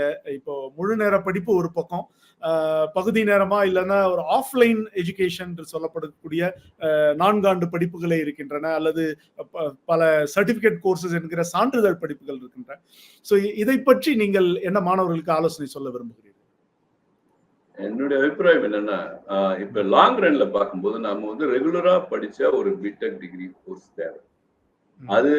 அது கூட நீங்க வந்து இப்ப இந்த ஆஃப் கேம்பஸ் ப்ரோக்ராம்ஸ் ஐஐடியில கொடுக்குறாங்க, அந்த கோர்ஸ் நீங்க படிக்கலாம். ஸோ ப்ராப்ளி நீங்க வந்து சொல்லிக்கலாம் ஐஐடி டிகிரி கோர்ஸ் எனக்கு கிடைச்சது அப்படின்னு பிராண்டிங் மாத்திக்கலாம். நீங்க படிக்கிற காலேஜ் பொறுத்து சார் நீங்க விரும்புறீங்கன்னா, உங்களுக்கு வந்து அன்பார்ச்சுனேட்டா நீங்க எதிர்பார்த்த காலேஜ் கிடைக்கல, ஸ்டில் ஈஸி படிக்கலாம். அந்த வேற காலேஜ்ல படிச்சுக்கிட்டே நீங்க இதை படிக்கலாம். உங்க ஓன் பேஸ்ல படிக்கலாம். அது வந்து ரெஸ்ட்ரிக்ஷன் கிடையாது, நீங்க இந்த வருஷத்துக்குள்ள முடிச்சிடணும் அப்படின்னு. அந்த பிளெக்சிபிலிட்டி இருக்கு. அதனால நீங்க ரெகுலர் கோர்ஸை வந்து கண்டிப்பா படிக்கணும்ன்றதுதான் என்னுடைய இது. ரெகுலரா ஒரு காலேஜ்ல சேர்ந்து படிங்க, அடிஷனலா நீங்க இதை படிங்க. ஏன்னா அவங்களுடைய கண்டென்ட் எப்படி இருக்கு, அவங்களுடைய இது பெடகாகி எப்படி இருக்கும், அப்ப லேர்னிங் ஸ்கில் வந்து உங்களுக்கு ரெண்டுக்கும் பயன்படும். அவங்க படிக்கணும் சரி, வேற ஒரு இன்ஸ்டியூட்ல படிக்கணும், அப்போ வந்து உங்க வேலை வாய்ப்புகளும் நிறைய இம்ப்ரூவ் ஆகும். அப்படிதான் அந்த கோர்ஸை பார்க்கணுமே ஒழிய நாம வந்து இல்ல அதுல எப்ப படிச்சுக்கலாம், ரெகுலரே வேண்டாம் அப்படின்ற மாதிரி எண்ணங்கள்லாம் இருந்துடக்கூடாதுன்றது என்னுடைய. சிறப்பு, மிக சிறப்பு. இப்போ கடைசி கேள்வியா, இப்போ வந்து எலக்ட்ரானிக்ஸ் அண்ட் கம்யூனிகேஷன் அது தொடர்பான அந்த ஸ்ட்ரீம்ல மற்ற டிசிப்ளின்ஸ் எடுத்து படிக்கிற மாணவர்கள் போஸ்ட் கிராஜுவேஷன் படிக்கும்போது என்னென்ன பிஜி கோர்சஸ்லாம் அவர்களால் படிக்க முடியும்? வெறும் எலக்ட்ரானிக்ஸ்ல மட்டும்தான் படிக்க முடியுமா அப்படின்ற ஒரு புரிதல் பொதுவெளியில் இருக்கு. என்னென்ன துறைகள் எல்லாம் அவர்கள் வந்து சிறப்பு பாடங்களை படிக்கலாம், அதை நீங்கள் பகிர்ந்து கொள்ளலாம். ஒரு விஷயம் என்னன்னா, எலக்ட்ரானிக்ஸ் படிச்சோம்னா நிறைய கோர்சஸ் எம்டெக் கோர்சஸ் படிக்க முடியும். எலக்ட்ரானிக்ஸ் வந்து கம்ப்யூட்டர் சயின்ஸ்க்கு எலக்ட்ரானிக்ஸ் தான் தாய் துறைன்னு சொல்லலாம். அதுக்கு முன்னாடி பாத்தீங்கன்னா சிவில், மெக்கானிக்கல், அப்புறம் எலக்ட்ரிக்கல் தான் எல்லாத்துக்கும் தாய் துறை. அதுக்கப்புறம் பாத்தீங்கன்னா ஈசி அப்படி இருக்கும். அதனால நீங்க எலக்ட்ரானிக் ஈசி படிச்சீங்கன்னா நிறைய கோர்சஸ் படிக்கலாம் எம்டெக்ல. அதுல வந்து நெக்ஸ்ட் ஸ்லைட் நான் லிஸ்ட் பண்ணியிருக்கேன் சில courses. Next slide please. Next. I think, yeah. இங்க பாத்தீங்கன்னா எம்டெக் நிறைய கோர்ஸ் படிக்கலாம். M Tech in micro electronics and VLSI, M Tech in embedded systems. இது வந்து ஸ்பெஷலைசேஷன் வந்து மாதிரி ஆயிடும். ஈஸி படிச்சா நீங்க எவ்வளவு கோர்சஸ் படிக்கலாம். வயர்லெஸ் அண்ட் ஐஓடி, சிக்னல் ப்ராசஸிங்ல ரொம்ப ரொம்ப இம்பார்ட்டன்ட் கோர்ஸ். அது பிஇசி படிச்சீங்கனாலே அந்த கோர்ஸும் உண்டு. பிளஸ் எம்டெக்ல வந்து ரொம்ப ஸ்பெஷலைஸ்டா அட்வான்ஸ் சிக்னல் ப்ராசஸிங் எல்லாம் படிப்பீங்க. அது போல கோர்ஸ் இருக்கு. நேனோ டெக்னாலஜி, ஸோ டிவைசஸ் வந்து ரொம்ப நேனோ டிவைசஸா அதனுடைய என்ஜினியரிங் படிக்கிறதுக்கு எம்டெக் கோர்ஸ் இருக்கு. ஆப்டிக்கல் கம்யூனிகேஷன், ஃபோட்டானிக்ஸ், ரொபாட்டிக்ஸ், அதே போல இங்க பாத்தீங்கன்னா பவர் எலக்ட்ரானிக்ஸும் படிக்கலாம். நம்ம இதெல்லாம் படிச்சுட்டு இது படிக்க முடியுமா அப்படின்ற கேள்வி இருக்கும். நிச்சயமா ஈஸி படிச்சா இது எல்லாமே படிக்கலாம். Even you can some of the institute offering M Tech in CSC IT you are eligible for it. அந்த மாதிரி ஏஎன்எம்எல் இருக்கு, இன்ஸ்ட்ருமெண்டேஷன் படிக்கலாம், பவர் எலக்ட்ரானிக்ஸ் படிக்கலாம், network security, AR VR, data science, மாதிரி நிறைய கோர்சஸ் வந்து பிஇசி படிச்சுட்டு படிக்க வாய்ப்புகள் நிறையவே இருக்கு. மிக சிறப்பு. இப்ப நீங்க வந்து எலக்ட்ரானிக்ஸ் அண்ட் கம்யூனிகேஷன் படிச்சவங்க அதே துறையில தான் மேற்படிப்பு படிக்க வேண்டிய அவசியம் இல்லை. அவர்களுக்கு பல துறைகள், கம்ப்யூட்டர் சயின்ஸ் உள்ளிட்ட பல துறைகளில் படிக்கலாம். அவங்க ஏரோஸ்பேஸ் இன்ஜினியரிங் கூட படிக்கலாம், ஏரோநாட்டிக்கல் இன்ஜினியரிங் படிக்கலாம். ஆமா, அது ஆக நிறைய பறந்து விரிந்துபட்ட வாய்ப்புகள், அவர்களுக்கு பல துறை வாய்ப்புகள் இருக்கின்றன என்ற தகவலை பகிர்ந்து கொண்டீர்கள். ஏறக்குறைய கடந்த 35 நிமிடங்களாக எலக்ட்ரானிக்ஸ் அண்ட் கம்யூனிகேஷன் துறை என்ன, அதில் இருக்கக்கூடிய புதிய தொழில்நுட்பங்கள் என்ன வர இருக்கின்றன, என்னென்ன படிப்புகளுக்கு இடையே இருக்கக்கூடிய வித்தியாசங்கள் என்ன, என்னென்ன கல்லூரிகளில் படிக்கலாம், கல்லூரி கட்டணம் எவ்வளவு, எந்த அளவுக்கு வளாக தேர்வுகளின் மூலம் நம்முடைய மாணவர்களுக்கு வேலை வாய்ப்பு கிடைக்கிறது என்று, பட்ட மேற்படிப்பு வாய்ப்புகள் என்று பலதரப்பட்ட தகவல்களை மிக எளிமையான தமிழில் பார்வையாளர்களோடு பகிர்ந்திருக்கிறீர்கள். நாம் முதலாம் அமர்வினுடைய நிறைவு பகுதியில் வந்திருக்கிறோம். கடைசியில் கேள்வி பதில் நிகழ்ச்சியில் மறுபடியும் சந்திப்போம். இப்பொழுது இரண்டாம் அமர்வில் நம்மோடு இணைகிறார் அடுத்த சிறப்பு விருந்தினர் திருமதி கருப்பையா செல்வி. இவர் இந்திய அரசின் பாதுகாப்பு துறையில் உள்ள பொதுத்துறை நிறுவனமான defence public sector Hindustan aeronautics limited எனப்படக்கூடிய இந்துஸ்தான் விமானவியல் நிறுவனத்தின் முதன்மை மேலாளராக சீஃப் மேனேஜர் ஆக பணியாற்றி வருகிறார். போர் விமானங்களின் மின் சாதனங்கள் மற்றும் விமான மின்னணு கருவிகள் ஆகியவற்றின் வடிவமைப்பு, சோதனை, உற்பத்தி ஆகியவற்றில் ஏறக்குறைய 23 ஆண்டு அனுபவம் பெற்றவர். இந்திய விமானப்படையின் பயன்பாட்டில் உள்ள கிரண் விமானம், ஜாகுவார் விமானம், ஹாக், எல்சிஏ தேஜஸ் ஆகிய விமானங்களில் நிபுணத்துவம் பெற்றவர். இந்த விமானங்களின் மின் சாதனங்கள், எலக்ட்ரிக்கல் சிஸ்டம்ஸ் மற்றும் விமான மின்னணு கருவிகளில் தொழில்நுட்ப கோளாறுகள் நிகழும் போது நமது தேசத்தின் எல்லையில் உள்ள விமானப்படை தளங்களுக்கு நேரடியாக சென்று தொழில்நுட்ப பிரச்சனைகளுக்கு தீர்வு காண்பது இவரது பணிகளுள் முக்கியமானது என்று கூறலாம். உள்நாட்டு தொழில்நுட்பத்தை பயன்படுத்தி இவர் உருவாக்கிய ஒரு மின்னணு சாதனம் இந்திய போர் விமானங்களில் தற்போது பயன்படுத்தப்பட்டு வருகிறது. அதற்கான காப்பிரைட், காப்புரிமை இவருக்கு வழங்கப்பட்டிருக்கிறது என்பது குறிப்பிடத்தக்கது. இவர் மின்னணு மற்றும் தொலைத்தொடர்பு பொறியியலில் பட்டம் பெற்றவர். விமான உற்பத்தி பொறியியலில் அமெரிக்காவின் போயிங் விமான நிறுவனத்தின் பயிற்சியை பெற்றவர் என்பது சிறப்பு. இவர் தமிழ்நாட்டின் ராமநாதபுரம் மாவட்டத்தில் உள்ள பரமக்குடியை சார்ந்தவர். தனது விமான பணிகளுக்கிடையே தமிழ் வாசிப்பை தொடரும் இவர் கையருகே கிரீடம் என்ற மாணவர்களுக்கான வழிகாட்டி நூலின் தொகுப்பாசிரியர் என்பதும் சிறப்பாக குறிப்பிடத்தக்கது. வணக்கம், உங்களை இந்த நிகழ்வுக்கு வரவேற்கிறோம்.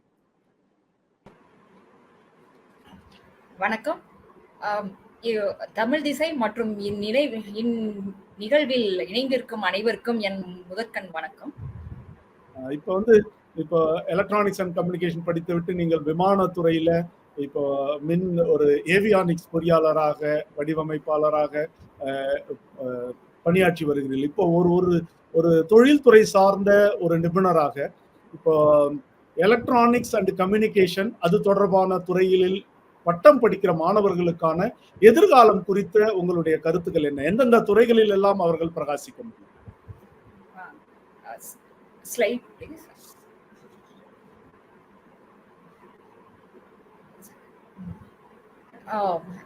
மின்னணுவியல் இது எலக்ட்ரானிக்ஸ் ஒரு அடிப்படை இன்ஜினியரிங் பிரிவு. மற்ற சார்பு பிரிவுகள் அடிப்படை பிரிவாக, இது சார்பு பிரிவுகள் இதிலிருந்து உருவாக்கப்பட்டது. இது அடிப்படை பிரிவு. ஸோ அதர் சார்பு பிரிவுகளுக்கு எவ்வாறு அடிப்படை பிரிவாக இது இருந்ததோ, நம்முடைய வாழ்வியலிலும் ஒரு அடிப்படை தேவையாக நவ் எலக்ட்ரானிக்ஸ் கருவிகள் நமக்கு இருக்கின்றன. நமது வாழ்வியலின் பல்வேறு தளங்களில் நாம் பல்வேறு எலக்ட்ரானிக் கருவிகளை நாம் பயன்படுத்தி வருகிறோம்.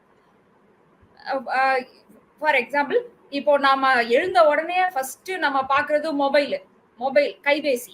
கைபேசியில நம்ம உடனே இம்மீடியட்டா நம்ம ஃப்ரெண்ட்ஸுக்கு ஒரு குட் மார்னிங் சொல்றோம், என்ன எப்படி இருக்கேன்னு இம்மீடியட்டா நம்ம தொடர்பு கொள்றோம். எழுந்த உடனே நம்ம முன்னாடி மாதிரி நம்ம ஒருத்தவங்களை பாக்குறதுக்கோ அவங்களோட பேசுறதுக்கோ எது நம்ம நம்ம வெயிட் பண்ணிட்டு இருக்க வேண்டிய அவசியம் இல்லாம போயிடுச்சு. செகண்ட், நெக்ஸ்ட் நீங்க சமையல் ஃபர்ஸ்ட் பாத்தீங்கன்னா கிச்சன்ல சமையல் அறையில நிறைய எலக்ட்ரானிக் எக்யூப்மெண்ட்ஸ் இருக்கு. ஓவன் பிளஸ் இப்போ நிறைய ஐட்டம்ஸ், கிரைண்டர், மிக்சி, அதெல்லாம் அதுக்கு எல்லாம் இப்போ ஸ்மார்ட் டச் மீன்ஸ் ஸ்மார்ட் எக்யூப்மெண்ட்ஸா மாறிடுச்சு. ஸ்மார்ட் எக்யூப்மெண்ட்ஸா வந்து எலக்ட்ரானிக்ஸ் பேஸ்டு எக்யூப்மெண்ட்ஸா இருக்கிறதுனால நம்மளோட எல்லா வேலைகளையும் ரொம்ப எளிதாக்குகிறது. அது மூணாவது, நம்ம கம்ப்யூட்டர் பிளஸ் இன்டர்நெட் நமக்கு என்ன தேவையோ, ஏதாவது நியூஸ் முன்னாடி எல்லாம் நியூஸ் பார்க்கணும்னா நம்ம டிவிய ஆன் பண்ணி பார்த்துட்டு இருந்தோம். இப்போ இன்டர்நெட் இருக்கிறதுனால இம்மீடியட்டா என்ன நடக்குது உலகத்துல அப்படின்னு நம்மளால பார்க்க முடியறதுக்கு காரணம் அந்த எலக்ட்ரானிக் எக்யூப்மெண்ட்ஸ். அதை யூஸ் பண்ணி நம்ம பாக்குறோம். பிளஸ் நம்ம உட்கார்ந்த இடத்துல இருந்தே எல்லா எக்யூப்மெண்ட்ஸ், டிவி இதெல்லாம் ஆபரேட் பண்ற அளவுக்கு ரிமோட் இருந்த இடத்துல இருந்தே இப்போ வெறும் நம்ம இயக்கத்தை உணர்ந்தே டிவி ஆன் ஆகுது. அந்த மாதிரி எல்லாம் கொண்டு வர்றதுக்கு நம்ம எலக்ட்ரானிக்ஸ் எக்யூப்மெண்ட்ஸ் தான் காரணம். பிளஸ் இப்போ எல்லாம் மோஷன் சென்சார் ஆக்டிவேட்டட் லைட்ஸ் சொல்றோம். நம்ம நடக்கிறத பொறுத்து நம்ம நடக்கிறத உணர்ந்து லைட் எல்லாம் ஆன் ஆகுது நைட் எல்லாம். அந்த அளவுக்கு எலக்ட்ரானிக்ஸ் நம்மளோட வாழ்வியல்ல ரொம்ப ஆழமா கலந்துருக்கு. பிளஸ் இப்பொழுதெல்லாம் தானியங்கி கதவுகள், இப்போ கார்ல இருந்து வர்றப்பயே நம்மளோட காரோட மூவ்மெண்ட்ஸ் பார்த்து கதவு தானா திறக்குது. அந்த அளவுக்கு நம்மளோட வாழ்க்கையில எலக்ட்ரானிக்ஸ் இருக்கிறதுனால இந்த எலக்ட்ரானிக்ஸ் பிரான்ச் வந்து இது அந்த நம்மளோட வாழ்க்கையில ஆழமா பதிஞ்சிருக்கு. இப்போ நீங்க இந்த ஸ்லைட்ல பாத்தீங்கன்னா ஃபர்ஸ்ட் ஒரு ஏர்கிராஃப்ட் வந்து ஃபர்ஸ்ட் அதோட தொடர்புக்கு மேல போயிடுச்சுனாலே அதோட ரெஃபரன்ஸ் பாயிண்டே கிடையாது.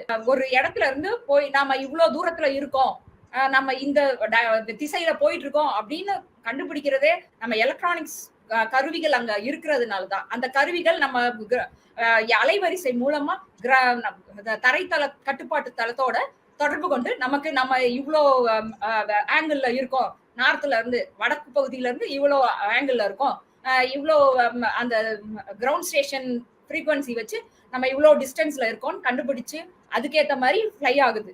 பிளஸ் அதுல இருக்கிற நிறைய பைலட்டுக்கு உதவுற touch screen, smart displays, SMFD, MFD, அதாவது மல்டி ஃபங்க்ஷன் டிஸ்பிளேஸ் எல்லாம் எலக்ட்ரானிக் எக்யூப்மெண்ட்ஸ் தான். அதை வச்சுதான் அது நம்ம நேவிகேஷன் டேட்டாஸ் அப்படின்னு சொல்லுவோம். ஏர்கிராஃப்ட ஒரு திசையில இருந்து இன்னொரு திசைக்கு பண்ற வால் பேராமீட்டர்ஸ் எல்லாமே அந்த நம்ம எலக்ட்ரானிக்ஸ் எக்யூப்மெண்ட்ஸ் தான் கொடுக்குது. அதோட கம்யூனிகேஷன், நம்ம பைலட் வந்து ஒரு தரைத்தளத்தோடையோ அல்லது பக்கத்துல பறக்கிற ஏர்கிராஃப்டோடயோ தொடர்பு கொள்றதுக்கு மெயினா கம்யூனிகேஷன் எக்யூப்மெண்ட்ஸ் தேவைப்படுது. அதெல்லாம் எலக்ட்ரானிக்ஸ் எக்யூப்மெண்ட்ஸ் தான், மின்னணு கருவிகள் தான் மெயினா. பிளஸ் ஏர்கிராஃப்ட் வந்து நம்ம போருக்கு யூஸ் பண்றோம். அதுல வார்ஃபேர் எக்யூப்மெண்ட்ஸ், அதாவது போர் கருவி, போர் சாதனங்கள் எல்லாமே எலக்ட்ரானிக்ஸால தான் உருவாக்கப்பட்டிருக்கு. அதனால இந்த ஏவியானிக்ஸ் நம்ம சொல்லுவோம். மெயினா ஏர்கிராஃப்ட் எலக்ட்ரானிக்ஸை ஏவியானிக்ஸ் சொல்லுவோம். ஸோ இந்த ஏவியானிக்ஸ்ங்கிறதே மெயினா எலக்ட்ரானிக்ஸை பேஸ் பண்ணி தான் இருக்கு.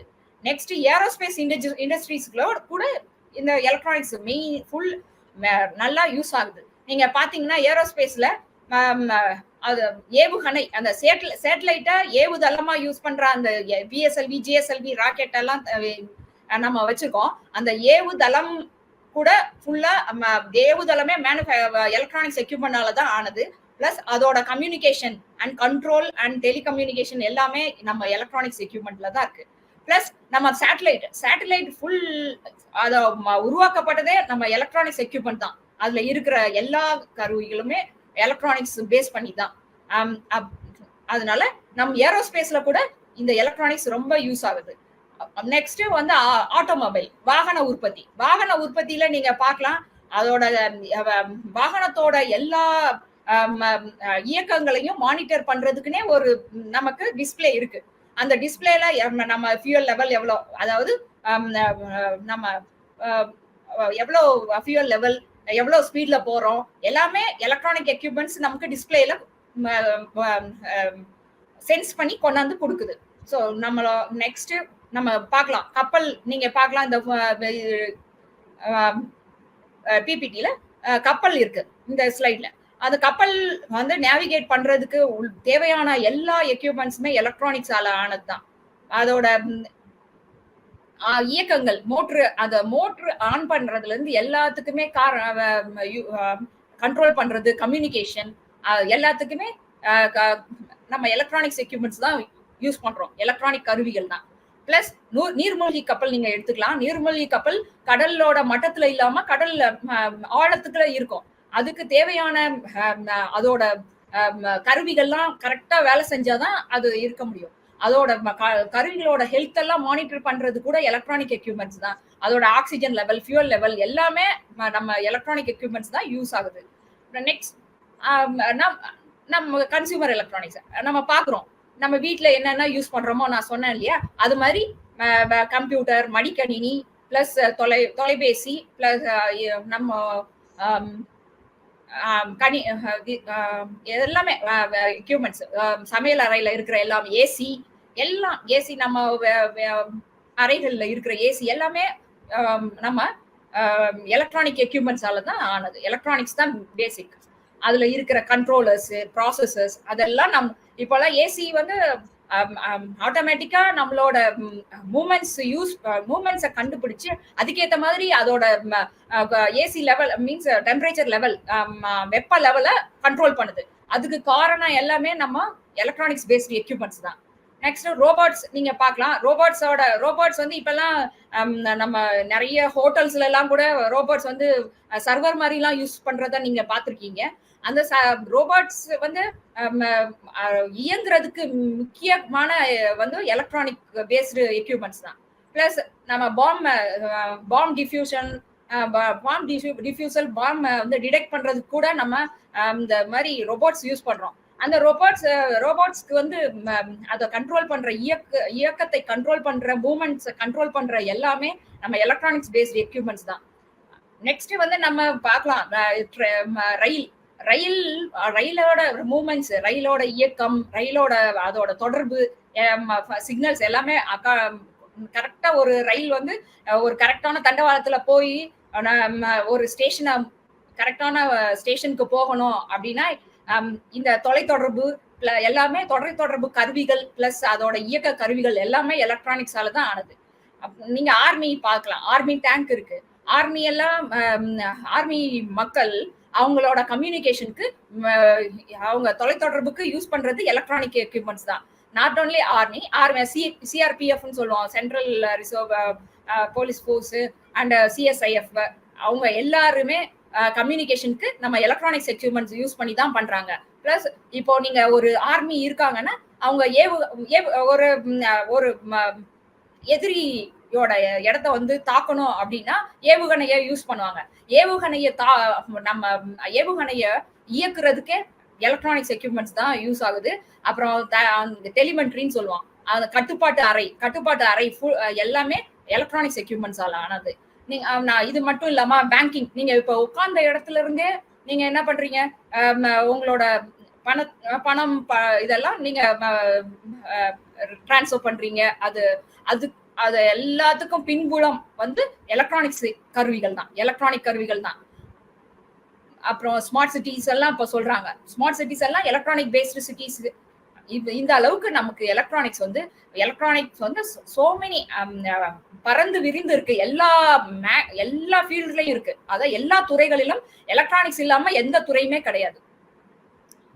சிறப்பு. இப்போ வந்து எலக்ட்ரானிக்ஸ் அண்ட் கம்யூனிகேஷன் அது தொடர்பான துறைகளில் படித்த மாணவர்கள் நீங்க சொன்ன இந்த எல்லா துறைகளிலும் வேலை வாய்ப்புக்கு அவர்கள் முயற்சிக்கலாம். அவர்களுடைய புதிய யோசனைகளில் புதிய திட்டங்களை செயல்படுத்தலாம், புதுமைகளை செய்யலாம்.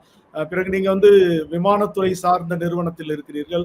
HAL நிறுவனம் சமீபத்தில் LCA Mark 1A என்கிற ஒரு புதிய ரக மேம்படுத்தப்பட்ட விமானத்தை சோதனை செய்து அந்த சோதனை வெற்றி பெற்று தேசிய அளவில் ஊடகங்களில் எல்லாம் முதல் பக்கத்தில் விவரிக்கப்பட்டது. அந்த விமானத்தில் எலக்ட்ரானிக்ஸ் அண்ட் கம்யூனிகேஷன், மின்னணு தொடர்பியல்ல என்னென்ன மேம்பாடு இருந்தது, அந்த எலக்ட்ரானிக்ஸ் அண்ட் கம்யூனிகேஷன் என்ஜினியர்ஸோட கான்ட்ரிபியூஷன் என்ன அந்த ஏர்கிராஃப்ட்? கொஞ்சம் வீடியோ ப்ளீஸ்.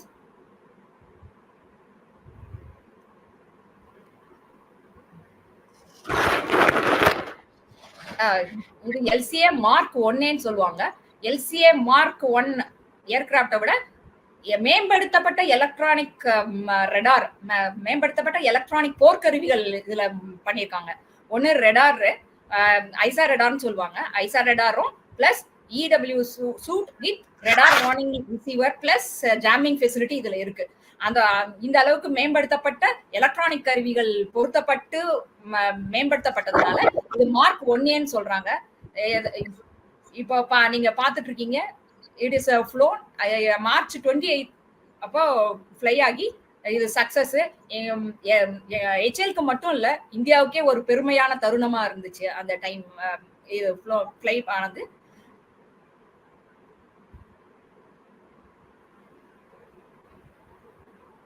இதுல நீங்க பாத்தீங்கன்னா இப்போ இதுல ஐசா ரெடார் சொல்றோம் இல்லையா, இட் இஸ் எலக்ட்ரானிக்கலி யூஸ்வலா ரெடார்ல வந்து ஆண்டனா வந்து மூவ் ஆகும் 360 டிகிரி எல்லா ரவுண்ட் ஆல் த ரவுண்ட் வந்து ஆண்டனா வந்து மூவ் ஆகி இட் இஸ் டிடெக்ட் த சிக்னலை கண்டுபிடிச்சு அதுக்கேற்ற மாதிரி ப்ராசஸ் பண்ணி எங்க இப்ப எதிரி எங்க இருக்காங்க, ஆர் பக்கத்துல இருக்க ஏர்கிராஃப்ட் எந்த லொகேஷன்ல இருக்கு, எந்த ஆல்டிடியூட்ல இருக்கு, எந்த ஆட்டிடியூட்ல இருக்குன்னு கண்டுபிடிக்கிறதுக்கு ஆண்டனா வந்து இட்ல ரொட்டேட் அட் 360 டிகிரி. ஆனா இங்க இத பாத்தீங்கன்னா இங்க வந்து ஐசா ரெடார்னு நம்ம இன்ட்ரோடியூஸ் பண்ணிருக்கோம் இந்த மார்க் 1ல. ஐசா ரெடார்ல வந்துட்டு இந்த பீம் வந்து எலக்ட்ரானிக் அரே மட்டும்தான் மூவ் ஆகும் 360 degree. That mean electronic beam அது வந்து 360 டிகிரி மூவ் ஆகி it will detect the aircraft, அதோட விசினிட்டில இருக்கிற ஏர்கிராஃப்டை டிடெக்ட் பண்ணும். திஸ் இஸ் எலக்ட்ரானிக்கலி மேம்படுத்தப்பட்டது. அதுக்கப்புறம் electronic warfare with radar warning plus jamming facility இருக்கு. திஸ் இஸ் ஆல்சோ ஒரு எலக்ட்ரானிக் போர்க்கருவி. இதுல வந்துட்டு எதிரியோ ஆர் நம்மளோட பக்கத்துல இருக்க ஏர்கிராஃப்ட் வந்து எதிரி ஏர்கிராஃப்டா என்னன்னு கண்டுபிடிக்கிறதுக்கு ஃப்ரீக்வன்சி மூலமா கண்டுபிடிச்சு அது வந்து எதிரியா இருந்தா அதோட சிக்னலை வந்து ஜாம் பண்ணி அது நம்ம ஏர்கிராஃப்டை டிடெக்ட் பண்ண விடாம பண்றதுக்கு இந்த எலக்ட்ரானிக் போர் சாதனங்கள் இருக்கு. இதோட இன்னொரு ஒரு முக்கியமான இது என்னன்னா டேட்டா கம்யூனிகேஷன் இதுல இருக்கு. இது யூஸ்வலா எதுலயுமே டேட்டா கம்யூனிகேஷன் இல்ல, எல்லா டேட்டாவும் வாட் எவர் இங்க இருக்கிற பைலட் வந்து அந்த வந்து கிரவுண்ட் ஸ்டேஷனுக்கு அனுப்பலாம். என்னன்னா இப்ப ஒரு ஏர்கிராஃப்ட் ஒரு தூரத்துல இருக்கு எதிரி ஏர்கிராஃப்ட், அதை ஆர் ஒரு எதிரியோட தளம் இருக்கு, அவர் அதை கண்டுபிடிச்சு அதோட ஆல்டிடியூட் ஆட்டிடியூட் அதோட பேராமீட்டர்ஸ் எல்லாம் கிரவுண்ட் ஸ்டேஷனுக்கு, அதாவது தரை கட்டுப்பாட்டு தளத்துக்கு அனுப்புனா அவங்க வந்து அது ஏவுகணை ஏவி அதை அழிக்கலாம், எதிரி ஏர்கிராஃப்ட் அழிக்கலாம். அவங்க எதிரிக்கு வந்து இந்த ஏர்கிராஃப்ட் வேற யாரு வந்து நம்மள பாம் வச்சு நம்மள தாக்குனாங்கன்னு தெரியவே தெரியாது. அந்த மாதிரி டேட்டா கம்யூனிகேஷன் கூட இதுல இருக்கு. அந்த அளவுக்கு இந்த எல்சிஏ மார்க் 1 ஒரு பெரிய எலக்ட்ரானிக்கலி மேம்படுத்தப்பட்ட ஒரு ஏர்கிராஃப்ட். சிறப்பு. ஆக பல துறைகள் இருந்தாலும் இது ஆட்டோமொபைல் என்கிற வாகனத்துறை, கப்பல் போக்குவரத்து, ரயில் போக்குவரத்து, பிறகு கருவிகள், வீட்டு உபயோக பொருட்கள் என்று பல இருந்தாலும் அதில் முக்கியமான இந்த விமானத்துறையிலும் நம்முடைய மின்னணு பொறியாளர்களுடைய பங்கு மிக குறிப்பிடத்தக்கது. அதிலும் இந்திய விஞ்ஞானி நம்முடைய பொறியாளர்களுடைய மகத்தான பணியின் காரணமாக இந்திய விமானம் எல்சிஏ மார்க் 1 வெற்றிகரமாக சோதனை செய்யப்பட்டது. இப்படி பல வாய்ப்புகள் எலக்ட்ரானிக்ஸ் அண்ட் கம்யூனிகேஷன் படிக்கிற மாணவர்களுக்கு மாணவிகளுக்கு இருக்கின்றன. இப்ப அவங்களுக்கு வந்து ஒரு வேலை வாய்ப்பு என்று நாம் எடுத்துக்கொண்டால் ஒரு நிறுவனத்துல எந்தெந்த விதமான வேலை வாய்ப்புகள் அவர்களுக்கு இருக்கும்? எல்லாருமே ஆராய்ச்சி செய்ய வேண்டிய அவசியம் இல்லை, எல்லாருமே வந்து ப்ரொடக்ஷன் அல்லது மேனுஃபேக்சரிங்ல இருக்க வேண்டிய அவசியம் இல்லை. ஒரு எலக்ட்ரானிக்ஸ் அண்ட் கம்யூனிகேஷன் இன்ஜினியருக்கு எந்த விதமான வாய்ப்புகள் அவருக்கு எதிர்காலத்தில் கிடைக்கும்? Okay, slide please.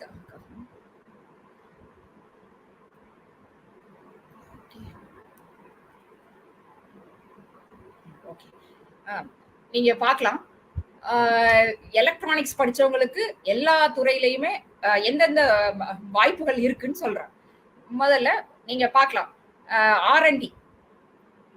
இப்போ நான் ஒரு மார்க் 1 ஏர்கிராஃப்ட் காமிச்சேன் இல்லையா, அதுல இருக்கிற எலக்ட்ரானிக் எக்யூப்மெண்ட்ஸ் நான் சொன்னேன் இல்லையா, நாங்க இன்ட்ரோடியூஸ் பண்ணியிருந்தோம் அப்படின்னு சொல்லிட்டு, அந்த எக்யூப்மெண்ட்ஸ் டைரக்டா நம்ம கொண்டு போய் அதுல ஏர்கிராஃப்ட்ல நம்ம பொருத்த முடியாது. அது ஃபர்ஸ்ட் முதல்ல அந்த எக்யூப்மெண்ட் எப்படி நம்ம வடிவமைக்கிறதுக்கு ஒரு இன்ஜினியர்ஸ் தேவை. அதுக்கு எலக்ட்ரானிக் இன்ஜினியர்ஸ் கண்டிப்பா தேவை. சோ ஃபர்ஸ்ட் வடிவமைக்கணும் அந்த எக்யூப்மெண்ட்ஸை. நெக்ஸ்ட் வடிவமைத்து அதுக்கப்புறம் அதை டெஸ்ட் பண்ணணும். டெஸ்ட் பண்ணி நிறைய லேப்ஸ் எல்லாம் இருக்கு. நம்ம இப்போ ஏர்கிராஃப்ட் வந்து ரொம்ப ஹைட்ல ஆல்டிடியூட்ல பறக்குது இல்லையா, இப்போ 40,000 அடியில பறக்குதுன்னா அந்த டைம்ல அந்த 40,000 அடியில பிரஷர் வந்து கம்மியா இருக்கும். அதோட அந்த டைனமிக்ஸ் எல்லாம் டிஃப்ரெண்டா இருக்கும். நம்ம கிரவுண்ட்ல இருக்கிற மாதிரி இருக்காது. மீன்ஸ் நம்ம கிரவுண்ட்ல இருக்க மாதிரி இருக்காது. அதுக்காக அந்த எக்யூப்மெண்ட்ஸ் எல்லாம் அந்த பிரஷர் அந்த ஆல்டிடியூட்ல தாங்குதா அப்படின்னு பாக்குறதுக்காக நம்ம வந்து நிறைய டெஸ்டிங் எல்லாம் பண்ணணும். நிறைய டெஸ்ட் லெபார்டரிஸ் எல்லாம் இருக்கு, அதெல்லாம் பண்ணணும். அப்புறம் பிளஸ் டெம்பரேச்சர். நம்ம இப்போ ஏர்கிராஃப்ட் ஒரு இடத்துல மட்டும்தான் ஆப்ரேட் பண்ணுவோம்னு கிடையாது. ரொம்ப அதிக வெப்பமான இடங்கள்ல கூட, இப்ப ராஜஸ்தான்லாம் ரொம்ப அதிகமான வெப்பம் உள்ள இடம், அங்கெல்லாம் நம்ம இந்த விமானத்தை இயக்குறோம். சோ அந்த அவ்வளோ டெம்பரேச்சர், அந்த அதிகமான வெப்பத்தை கூட தாங்குதான்னு பார்க்கணும். அதுக்காகவும் டெஸ்ட் பண்ணுவோம். சோ டெஸ்டிங்லயும் எலக்ட்ரானிக்ஸ் இன்ஜினியர்ஸ்க்கு ரொம்ப அதிகமான வாய்ப்பு இருக்கு. அதுக்கப்புறம் டெஸ்ட் பண்ணி அதுக்கப்புறம் ஃபிளைட் டெஸ்ட் கூட பண்றோம். டெஸ்டிங் ஃபிளைட் டெஸ்ட் இன்ஜினியர் கூட இருக்காங்க. ஃபிளைட் டெஸ்ட் இன்ஜினியர் கூட எலக்ட்ரானிக்ஸ் இன்ஜினியர்ஸ் இருக்காங்க. ஸோ ஃபிளைட் டெஸ்டிங் கூட இருக்கு. அதே மாதிரி நாட் ஓன்லி இப்போ இது வந்து நான் விமானத்தோட ஒரு எடுத்துக்காட்டா நான் சொல்றேன். இதே மாதிரி எல்லா துறைகளிலையும் கருவிகள் நம்ம உருவாக்குறோம். அதுக்கெல்லாம் ஃபர்ஸ்ட் R&D தான் பண்றோம். வடிவமைக்கணும், அதுக்கப்புறம் டெஸ்ட் பண்ணணும், அதுக்கப்புறம் தான் நமக்கு பயன்பாட்டுக்கு வரும். பயன்பாட்டுக்கு வர்றப்ப நம்ம அதை உற்பத்தி பண்ணணும். உற்பத்தி பண்றதுக்குன்னு உற்பத்தி மேனுஃபேக்சரிங் இருக்கு. மேனுஃபேக்சரிங் செக்டார்ல உற்பத்தி இன்ஜினியருங்க இருக்காங்க. அவங்களும் எலக்ட்ரானிக்ஸ் இன்ஜினியர்ஸ் இருக்காங்க. உற்பத்தி பண்றப்பையும் அத அந்த ஏற்கனவே பண்ண மீன்ஸ் டிசைன் எல்லாம் தெரிஞ்சு அதுக்கேற்ற மாதிரி அவங்களுக்கு கீழே வேலை செய்யற டிப்ளமோ ஹோல்டர்ஸ், ITI ஹோல்டர்ஸ் அவங்க எல்லாம் உருவாக்குவாங்க இல்லையா, அவங்களுக்கு ஹெல்ப் பண்றதுக்கு இந்த மேனுஃபேக்சரிங் இன்ஜினியர்ஸ்லயும் எலக்ட்ரானிக்ஸ் படிச்சவங்களுக்கு வேலை அதிகமா இருக்கு. அப்புறம் நெக்ஸ்ட் இப்போ ஒன்ஸ் நம்ம உற்பத்தி பண்ணி நம்ம யூஸ் பண்ண ஆரம்பிச்சிட்டோம். ஒரு இடத்துல திடீர்னு இப்போ அதுக்கு ஏதாவது ப்ராப்ளம் வரும். அப்போ அதை சர்வீஸ் பண்ணணும். ஸோ சர்வீஸ் பண்றதுக்கும் சர்வீசிங் செக்டார்லையும் நம்ம எலக்ட்ரானிக்ஸ் படிச்ச இன்ஜினியர் நிறைய அவங்களுக்கு நிறைய வாய்ப்புகள் இருக்கிறது. நெக்ஸ்ட் வந்து அப்புறம் ஒரு சர்வீசிங் பண்றோம். அப்புறம் ஒரு பீரியட் ஆஃப் டைம் அது வந்து இப்ப எந்த கருவி எடுத்துக்கிட்டாலும் ஒரு 5 வருஷத்துக்கு வேலை செஞ்ச பிறகு அதுக்கப்புறம் அது வந்து அதோட லைஃப் டைம் வந்து மெயின்டெனன்ஸ்க்கு வந்துடும். ஸோ அதோட லைஃப் வந்து 5 இயர்ஸ் கொடுத்துருவாங்கன்னா அதுக்கப்புறம் நம்ம திரும்ப அதை மெயின்டைன் பண்ணணும். மெயின்டைன் பண்றதுக்கு மெயின்டெனன்ஸ் இன்ஜினியர்ஸ் கூட எலக்ட்ரானிக்ஸ் இன்ஜினியர்ஸ் எடுக்கிறாங்க. அவங்களுக்கு வாய்ப்பு இருக்கு. அப்புறம் அதுல பிளஸ் இப்போ நிறைய சாஃப்ட்வேர்ல எல்லாம் எம்பெடட் ஐசிஸ், எம்பெடட் ப்ராசஸர்ஸ், அந்த மாதிரி நிறைய எலக்ட்ரானிக் ஐசிஸ் யூஸ் பண்றோம், எலக்ட்ரானிக் ப்ராசஸர்ஸ் யூஸ் பண்றோம், எலக்ட்ரானிக் கண்ட்ரோலர்ஸ் யூஸ் பண்றோம். அதெல்லாம் சாஃப்ட்வேர் எம்பெட் பண்ணியே வருது. ஸோ அதுக்கு கூட எலக்ட்ரானிக்ஸ் இன்ஜினியர்ஸ் யூஸ் ஆகிறாங்க. அது மட்டும் இல்லாம டீச்சிங், இப்போ நிறைய ஃபார் எலக்ட்ரானிக்ஸை சொல்லி கொடுக்கணும் இல்லையா ஃபர்ஸ்ட் எல்லா மாணவர்களுக்கும் அவங்களுக்கு. ஸோ டீச்சிங் அகாடமியா எல்லா இன்ஸ்டிடியூஷன்ல எங்கெங்க எலக்ட்ரானிக்ஸ் இருக்கோ அதுல எல்லாம் டீச்சிங் ப்ரொஃபஷன்ல உங்களுக்கு எலக்ட்ரானிக்ஸ் படிச்ச மாணவர்களுக்கு வாய்ப்பு இருக்கு. Plus training. இப்போ நம்ம ஒரு கருவியை உருவாக்குறோம், அது வந்து ஒரு ப்ராடியூஸ் பண்ணி ஒருத்தவங்களுக்கு கொடுக்குறோம், அதை அவங்க அதாவது பயன்படுத்துறாங்க. அதை எப்படி பயன்படுத்தணும் அப்படின்னு சொல்றதுக்கு ட்ரெயின் பண்றதுக்கு ட்ரைனிங் எலக்ட்ரானிக்ஸ் இன்ஜினியர்ஸ் வர்றாங்க. ஸோ இந்த மாதிரி நிறைய ரோல்ஸ்ல எலக்ட்ரானிக்ஸ் இன்ஜினியர்ஸ் எடுக்கலாம். ஸோ இப்போ நீங்க சொன்னதை பார்த்தா இப்போ இப்போ எலக்ட்ரானிக்ஸ் அண்ட் கம்யூனிகேஷன் படித்தவங்க வந்து நிறைய உப பிரிவுகள் வந்து அவர்களுக்கு பணி வாய்ப்புகள் இருக்கிறது. ஆராய்ச்சி மற்றும் மேம்பாடு, ரிசர்ச் அண்ட் டெவலப்மெண்ட், டெஸ்டிங் என்ற சோதிக்கிற அந்த துறைகளில், பிறகு உற்பத்தி செய்கிற மேனுஃபேக்சரிங் துறை, பிறகு சர்வீசிங் என்கிற சேவை மற்றும் பராமரிப்பு துறை, பிறகு இந்த எம்பெடட் சிஸ்டம் என்கிற மென்பொருள் புதியப்பட்ட கருவிகளில் அவர்களுக்கான அந்த சாஃப்ட்வேர் கோடு எழுதுவது உள்ளிட்ட பல பணிகளில் அவர்களுக்கு இருக்கிறது. கூடவே போதிக்கிற பணி ஒரு பேராசிரியராக இருக்கலாம், அல்லது ஒரு ட்ரைனிங் என்று சொல்லப்படக்கூடிய ஒரு கருவியை எப்படி பராமரிப்பது, எப்படி பயன்படுத்துவது என்கிற அதை போதிக்கக்கூடிய இப்படி பல துறைகளில் இந்த மின்னணு மற்றும் தொடர்பியல் துறை சார்ந்த பொறியாளர்களுக்கான வாய்ப்புகள் இருக்கின்றன.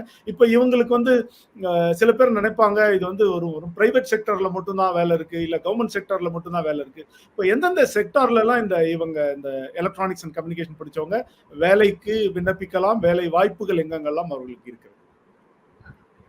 கொஞ்சம் slide please.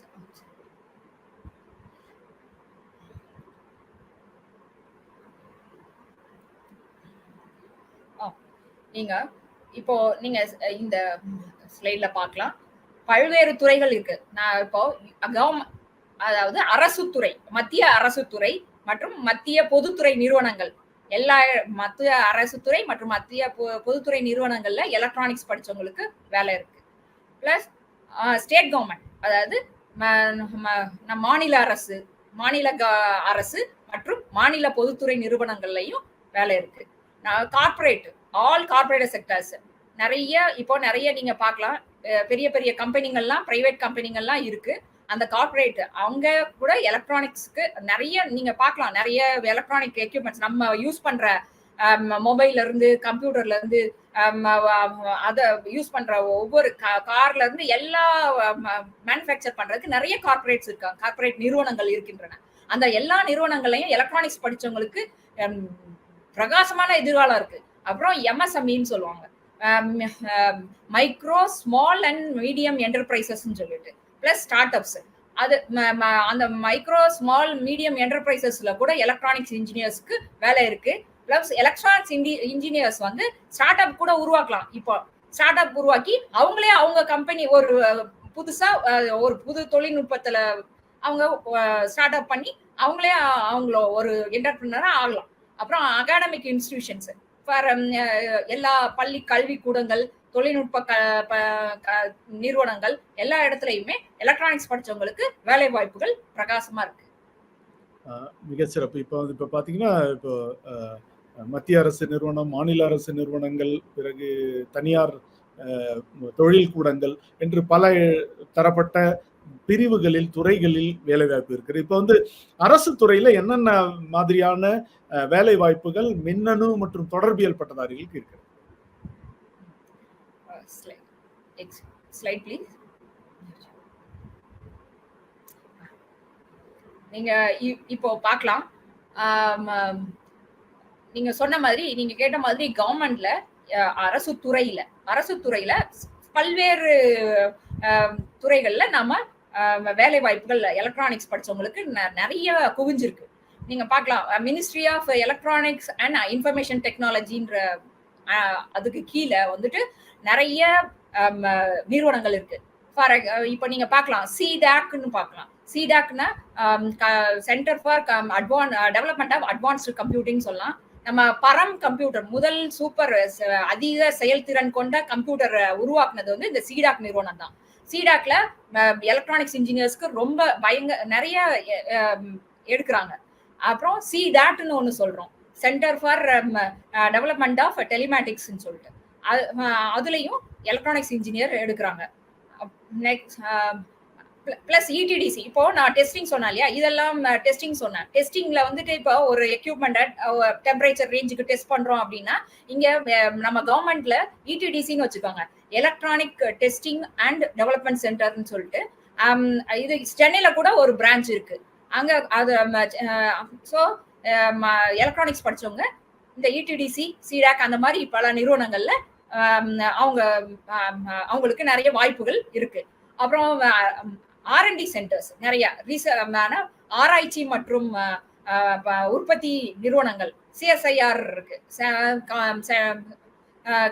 Centre for scientific research and industrial ரிசர்ச்னு சொல்லுவாங்க.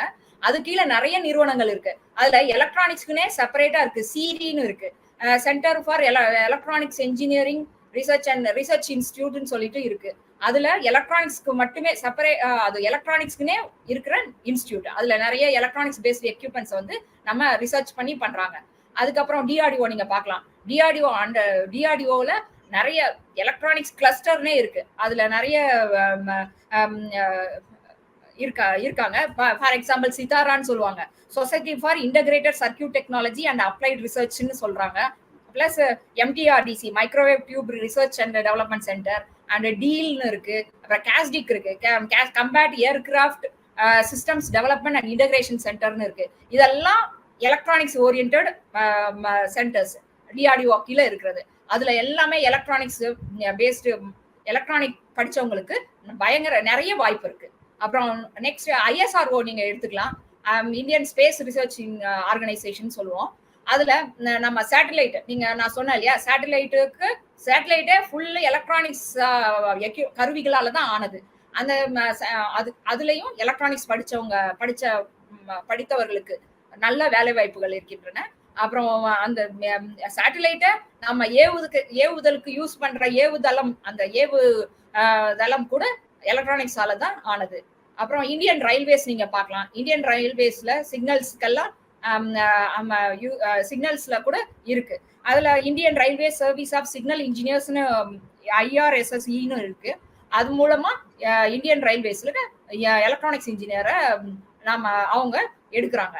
அப்புறம் ஆர்ம்டு ஃபோர்ஸஸ், பாராமிலிட்டரி ஃபோர்ஸஸ்ல கூட எலக்ட்ரானிக்ஸ் இன்ஜினியர்ஸ் எடுக்கிறாங்க. அப்புறம் சென்ட்ரல் PSUs நீங்க பாத்துக்கலாம், பாரத் எலக்ட்ரானிக்ஸ் லிமிடெட்னு. இது வந்து எலக்ட்ரானிக்ஸ்க்காவே உருவானது. ஸோ பாரத் எலக்ட்ரானிக்ஸ் லிமிடெட்னு நம்ம டிஃபென்ஸ் எலக்ட்ரானிக் எக்யூப்மெண்ட்ஸ் எல்லாமே இதுல நம்ம உருவாக்குறாங்க. ரிசர்ச் பண்ணி உருவாக்கி ப்ராடக்ட் மேனுஃபேக்சர் உற்பத்தியும் பண்றாங்க. அப்புறம் ECIL சொல்றாங்க, இதுவும் எலக்ட்ரானிக்ஸ்க்கானதே ஆனது. இது வந்து அட்டாமிக் எனர்ஜி கீழே வருது. எலக்ட்ரானிக்ஸ் கார்பரேஷன் ஆஃப் இந்தியான்னு சொல்லுவாங்க.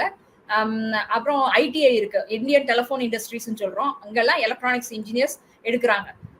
அப்புறம் ஸ்டேட் PSUஸ்ன்னு நீங்க பாத்தீங்கன்னா எல்காட் இருக்கு, எலக்ட்ரானிக் கார்பரேஷன் ஆஃப் தமிழ்நாடுன்னு சொல்றோம். அங்க கூட எலக்ட்ரானிக்ஸ் இன்ஜினியர்ஸ்க்கு நல்ல எதிர்காலம் இருக்கு.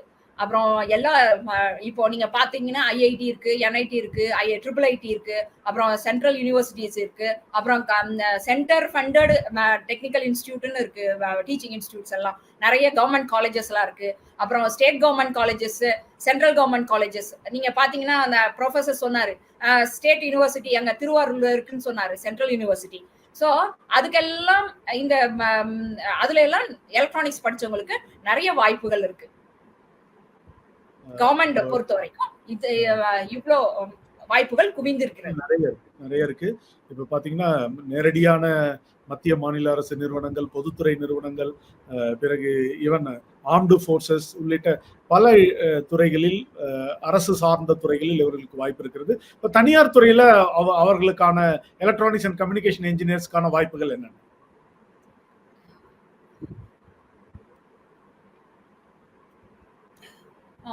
இப்போ கார்ப்பரேட்ஸ் MNCன்னு நீங்க பாத்துருக்கலாம். அங்க நீங்க எல்லா கன்சியூமர் எலக்ட்ரானிக்ஸும் பார்க்கலாம். அது ஃபர்ஸ்ட் டெவலப்மெண்ட்டுக்கு ரிசர்ச் டெவலப் கண்டிப்பா. இப்ப நீங்க பாத்துட்டே இருக்கலாம், இப்பதான் 4G இருந்து அதுக்குள்ள 5G ஆச்சு, இப்ப 6G 7G போயிட்டே இருக்கு. ஸோ அதுக்கு கம்பேட்டிபிள், அதாவது அந்த 5G அலைவரிசைக்கு ஏத்த மாதிரி நீங்க மொபைல் இப்போ ஒவ்வொன்றா சேஞ்ச் ஆயிட்டே இருக்கு இல்லையா? அதை ரிசர்ச் பண்ணி அதை புது கொண்டு வர்றாங்க. பிளஸ் ஒவ்வொரு இது ஒரு எக்ஸாம்பிள் இது வந்து. ஸோ அது மாதிரி நிறைய கார்பரேட்ஸ் வந்து நிறைய கம்பெனிஸ் வந்து இதுல இந்த மொபைல் டெக்னாலஜில இருக்காங்க. நிறைய பேர் டிஃப்ரெண்ட் நீங்களே பார்க்கலாம், நிறைய கம்பெனி மொபைல்ஸ் நீங்க பார்க்கலாம். ஸோ அது மாதிரி நிறைய கம்பெனிஸ் இருக்காங்க. அதுல R&Dல இருக்காங்க, டெஸ்டிங் பண்ணுவாங்க, பிளஸ் உற்பத்தியும் பண்ணுவாங்க, பிளஸ் மார்க்கெட்டிங் கூட பண்றாங்க. ஸோ எல்லா லெவல்லையும் நம்ம எலக்ட்ரானிக்ஸ் இன்ஜினியர்ஸ் அவங்க எடுப்பாங்க. அப்புறம் ஆட்டோமொபைல் பார்க்கலாம், நிறைய ஆட்டோமொபைல் இண்டஸ்ட்ரீஸ் உங்களுக்கே தெரியும். அந்த ஆட்டோமொபைல் இண்டஸ்ட்ரீஸ்ல கூட எலக்ட்ரானிக்ஸ் பேஸ்ட் இன்ஜினியர்ஸ்க்கு நிறைய வாய்ப்புகள் இருக்கு. அப்புறம் டெலிகம்யூனிகேஷன்லயும் நிறைய பிரைவேட் செக்டார்ஸ் இருக்காங்க. நீங்க பாத்திருக்கீங்க, பல தனியார் நிறுவனங்கள் டெலிகம்யூனிகேஷன்ல இருக்காங்க, தொலைத்தொடர்புல. அவங்களையும் நிறைய இந்த எலக்ட்ரானிக்ஸ் படிச்சவங்களுக்கு நிறைய வாய்ப்புகள் இருக்கு. அப்புறம் இப்போ ஏவியேஷன்ல கவர்மெண்ட் மட்டும் மீன்ஸ் அரசு நிறுவனங்கள் மட்டும் இல்லாம நிறைய பிரைவேட் தனியார் நிறுவனங்கள் இருக்காங்க. நீங்களே பார்க்கலாம், நிறைய நீங்க இப்போ பாத்தீங்கன்னா நிறைய உங்களுக்கே தெரியும், நியூஸ்ல வரும், நீங்க பாத்திருப்பீங்க, இன்டர்நெட்ல எல்லாம் பாத்திருப்பீங்க. அவங்க எல்லாருமே எலக்ட்ரானிக்ஸ் படிச்சவங்கள கண்டிப்பா எடுக்கிறாங்க. ஏவியானிக்ஸ் நிறைய கம்பெனிங்க இருக்காங்க, ஏவியானிக்ஸ் உருவாக்குற கம்பெனிங்கெல்லாம் அவங்க எல்லாம் எலக்ட்ரானிக்ஸ் படிச்சவங்கள கண்டிப்பா எடுப்பாங்க. அப்புறம் ஸ்பேஸ் நீங்க பார்க்கலாம், ஸ்பேஸ்லயும் நிறைய இப்போ தனியார் நிறுவனங்கள் அதுல இருக்காங்க.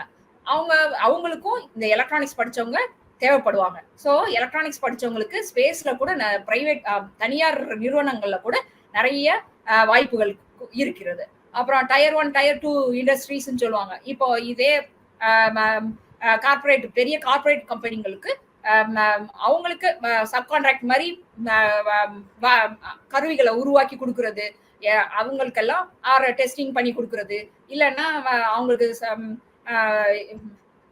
இதெல்லாம் அந்த மாதிரி கருவிகள் ப்ரொடக்ஷன் பண்ணி எல்லாமே கொடுக்கறதுக்குன்னு டயர் 1 டயர் 2 கம்பெனிகள்லாம் இருக்காங்க. அங்க கூட எலக்ட்ரானிக்ஸ் படிச்சவங்களுக்கு நல்ல வாய்ப்புகள் இருக்கு. அப்புறம் டீம்டு யூனிவர்சிட்டிஸ், நிகர்நிலை பல்கலைக்கழகங்கள், அங்க வந்து நீங்க வந்து லெக்சரரா ஜாயின் பண்றதுக்கோ ப்ரொஃபஸரா போறதுக்கோ எலக்ட்ரானிக்ஸ் படிச்சவங்க நிறைய தேவைப்படுறாங்க. அப்புறம் பிரைவேட் இன்ஸ்டிடியூஷன்ஸ், இன்ஜினியரிங் காலேஜ், தனியார் தொழிற்கல்வி நிறுவனங்கள், அப்புறம் ஆர்ட்ஸ் காலேஜ், அப்புறம் பாலிடெக்னிக், தொழில்நுட்ப கல்லூரிகள், எல்லாமே தனியார் கல்லூரிகள்ல எலக்ட்ரானிக்ஸ் படிச்சவங்களுக்கு நல்ல வாய்ப்புகள் இருக்கிறது.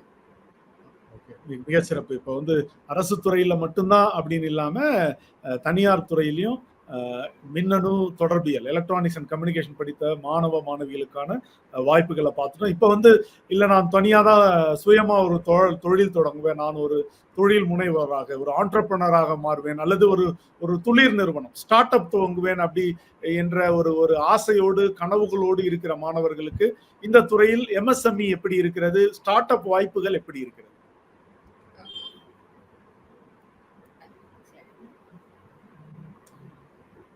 நீங்க பார்க்கலாம், நிறைய medium micro small and medium scale industries நிறைய இருக்கு. அங்க வந்து நீங்க அவங்க வந்து அரசு துறை நிறுவனங்களுக்கு பொதுத்துறை நிறுவனங்களுக்கு இல்லைன்னா பெரிய கார்பரேட் கம்பெனிஸ்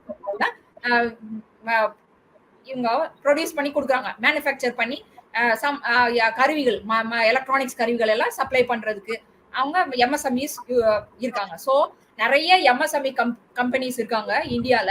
அதுல கண்டிப்பா எலக்ட்ரானிக்ஸ் கருவி அவங்க உருவாக்குறாங்க, அவங்களே கூட டிசைன் பண்றாங்க, மீன்ஸ் வடிவமைக்கிறாங்க, அவங்களே டெஸ்ட் பண்றாங்க. அதுக்கெல்லாம் நம்ம எலக்ட்ரானிக்ஸ் இன்ஜினியர்ஸ் தேவைப்படுறாங்க அவங்களுக்கு. ஸோ எலக்ட்ரானிக்ஸ் படித்தவர்களுக்கு நல்ல ஓப்பனிங்ஸ் இருக்கு MSMEல.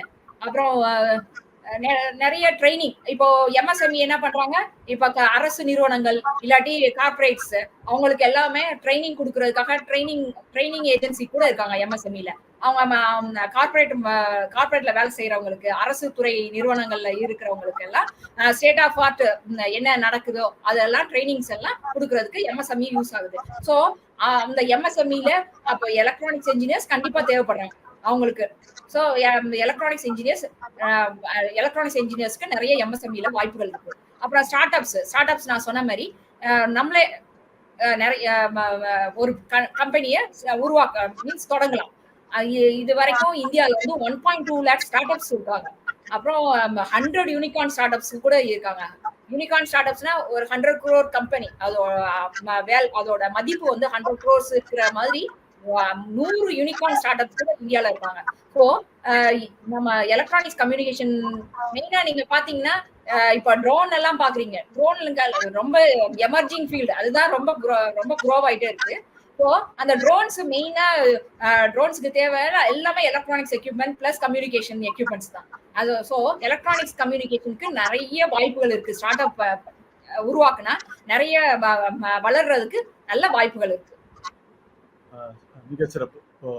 எம்எஸ்எம்இ என சொல்லப்படக்கூடிய குறு சிறு மற்றும் நடுத்தர தொழில்துறை நிறுவனங்கள் ஆகட்டும், துளிர் நிறுவனங்கள், ஸ்டார்ட் அப் என்கிற துளிர் நிறுவனம், அதுல நீங்கள் சொன்னபடி ஒரு 100 ஸ்டார்ட் அப் நிறுவனங்கள் யூனிகார்ன் என்கிற ஸ்டேட்டஸ், எப்படின்னா 100 கோடி US$ மதிப்புள்ள நிறுவனங்களாக இந்திய இளைஞர்களால, இந்திய யுவதிகளால் உருவாக்கப்பட்ட நிறுவனங்கள் அந்த அளவுக்கு வளர்த்து. தமிழ்நாடு அரசு கூட ஸ்டார்ட் அப்க்கு செப்பரேட்டா வச்சிருக்காங்க. சோ நம்ம electronics engineers, Tamil electronics engineers, Tamil Nadu அரசு அவங்க வந்து எப்படி ஸ்டார்ட் அப் பண்ணலாம், அதுக்கு ஃபண்டிங் எப்படி நீங்க பண்ணிக்கலாம் அப்படின்ற அவங்க அட்வைஸ் எல்லாம் கொடுக்குறாங்க. சோ அதை கூட யூஸ் பண்ணி நம்ம எலக்ட்ரானிக்ஸ் இன்ஜினியர்ஸ் புது ஸ்டார்ட் அப் உருவாக்கலாம். மகிழ்ச்சி. ஆக பல வாய்ப்புகள் இருக்குது. மாநில அளவில், மத்திய அளவில் கூட ஸ்டார்ட் அப் நிறுவனங்களுக்கான உதவி பல இடங்களில் பல முறைகளில் கிடைக்கிறது. ஆக எலக்ட்ரானிக்ஸ் அண்ட் கம்யூனிகேஷன் இன்ஜினியரிங் படிக்க விரும்புகிற, அது தொடர்பான அந்த ஸ்ட்ரீம்ல இருக்கக்கூடிய பிற படிப்புகளை படிக்க விரும்புகிற மாணவர்களுக்கு வேலை வாய்ப்பை பொறுத்த வரைக்கும் அது பிரகாசமாக இருப்பதாக நம்முடைய 2 சிறப்பு விருந்தினர்களும் படிப்பை பற்றியும் வேலை வாய்ப்பை பற்றியும் கூறியிருக்கிறார்கள். இப்போ எலக்ட்ரானிக்ஸ் துறையில நிறைய அச்சீவர்ஸ் இருக்காங்க. நம்ம பொது வெளியில பார்க்கும்போது சில செலிபிரிட்டிஸ், விஐபிஸ் எல்லாம் பாக்குறோம். ஆனா அவங்க வந்து எலக்ட்ரானிக்ஸ் படிச்சவங்க எல்லாம் நிறைய பேருக்கு தெரியாது. நீங்க உங்க துறையில இருக்கக்கூடிய சில செலிபிரிட்டிஸ், டெக்னாலஜி லீடர்ஸ் என்கிற தொழில்நுட்ப தலைவர்களை பத்தி நீங்க பேச முடியுமா? Slide please.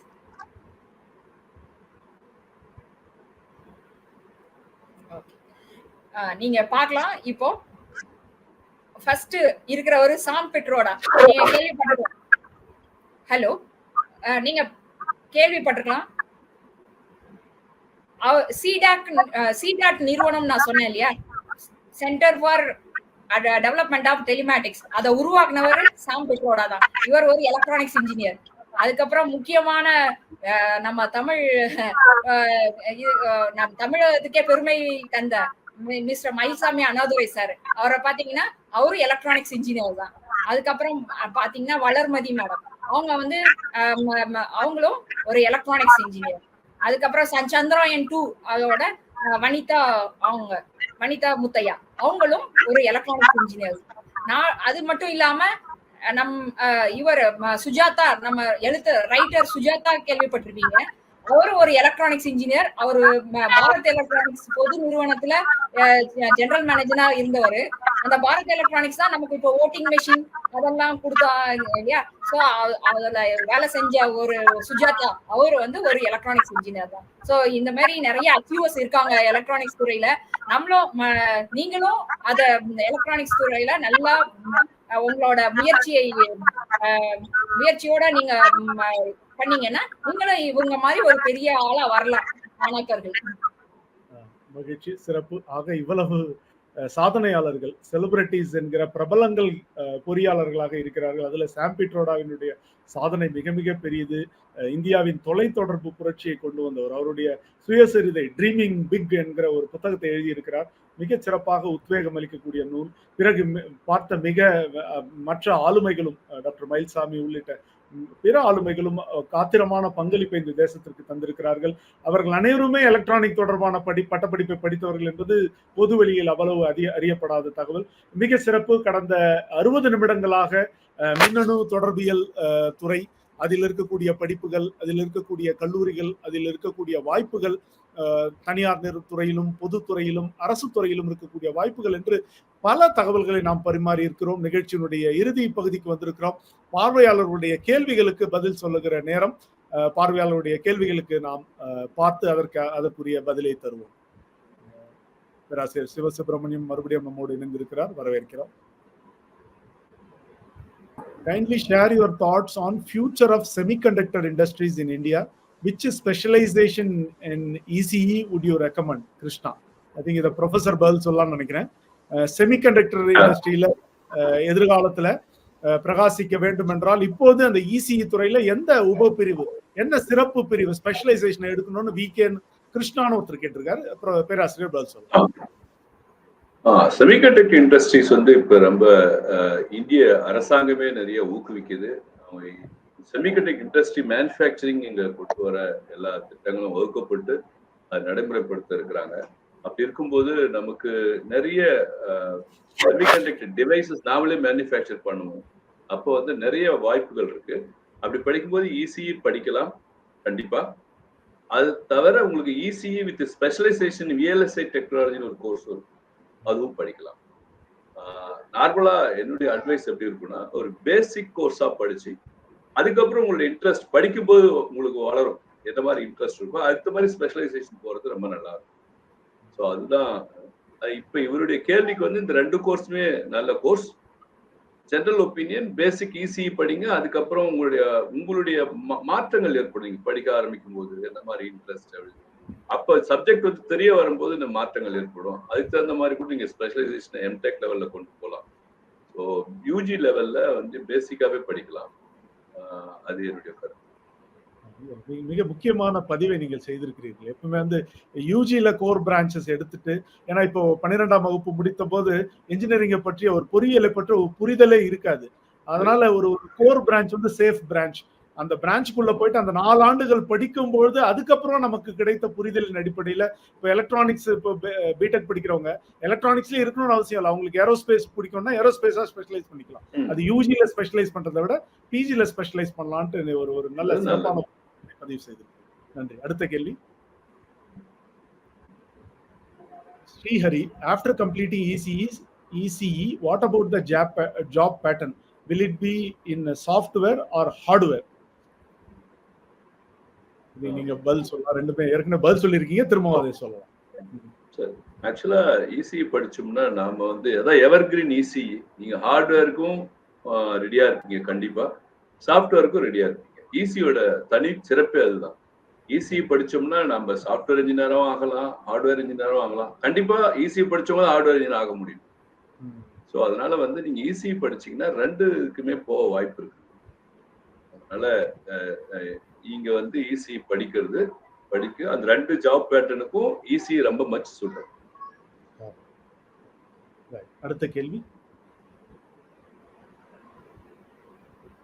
Mangai Vasan, sir, is it better to do diploma in electrical and electronic engineering after 10 and join ECE in the second year, or is it advisable to finish 12th and join ECE from first year? Kindly explain. பேராசிரியர் ஏற்கனவே சொல்லியிருக்காரு, திரும்ப ஒரு தடவை. ஆக்சுவலா ஒரு கேள்வி, நல்ல கேள்வி. எலக்ட்ரிக்கல் இன்ஜினியரிங், எலக்ட்ரிக்கல் எலக்ட்ரானிக்ஸ் படிச்சுட்டு கண்டிப்பா நீங்க வந்து செகண்ட் இயர்ல இருந்தே இசிஇ படிக்கலாம், தப்பு இல்லை. ஏன்னா ஃபர்ஸ்ட் இயர்ல வந்து பேசிக் கோர்சஸ் தான் இருக்கும். Mathematics, like even general programming இருக்கலாம். அதெல்லாம் நீங்க வந்து ஈவன் டிப்ளமோலையும் படிப்பீங்க. மேத்தமெட்டிக்ஸ் அதோடைய ஒரு டெப்த் வந்து கம்மியா இருக்கும். பட் வந்து நீங்க இன்ஜினியரிங் வரும்போது நீங்க செகண்ட் இயர்ல இருந்து படிச்சீங்கன்னாவே எதையும் மிஸ் பண்ண மாட்டீங்க. உங்களுக்கு அந்த பயம் வேண்டாம். டிப்ளமோ முடிச்சுட்டு ஏதாவது டிப்ளமோ ட்ரிபிள் இ முடிச்சுட்டு நீங்க செகண்ட் இயர்ல இருந்து இசிஇ படிக்கலாம். அதனால நீங்க எதையும் மிஸ் பண்ண மாட்டீங்க. நீங்க அப்படி படிக்கிறது சிறந்தது.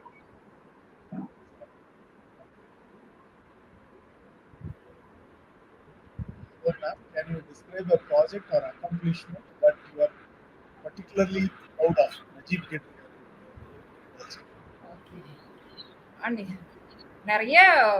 நிறைய இருக்கிறது. ஆனா நாங்க இப்போ ஏர்கிராஃப்டுக்காக இப்போ புதுசா பண்ணிட்டு இருக்கோம் ஒரு நேவிகேஷன் சென்சார் யூனிட்னு. அது software as well as hardware ரெண்டுக்குமே ஒரு கஷ்டமான இது. எல்லா நேவிகேஷன் பேராமீட்டர்ஸையும் அது கொடுக்கணும். அது நாங்க இப்போ உருவாக்கியிருக்கோம். அது இப்போ டெஸ்ட் பண்ண போறோம். That is one best moment for us. நம்ம இப்போ நாங்க ஃப்ளைட் ட்ரையல் பண்ண போறோம்.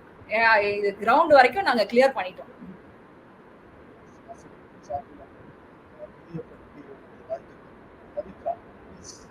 Central group.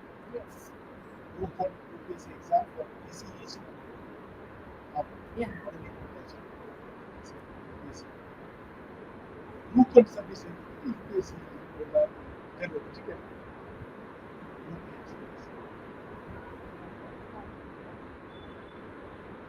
ஆமா, குரூப்லயே வந்து நீங்க எழுதுறாங்க வந்து ஸ்லைட்ல பேசுறாங்க இல்லையா, நிறைய மத்திய அரசினுடைய பணி வாய்ப்புகள் இருக்கு. அந்த மத்திய அரசு பணியில சேரணும்னா குரூப் ஏ, குரூப் பி வந்து 2 பிரிவுகள் இருக்குது. குரூப் ஏ பதவிகளுக்கான தேர்வை யூபிஎஸ்சி என்கிற ஒன்றிய பணியாளர் தேர்வாணையம் நடத்துகிறது.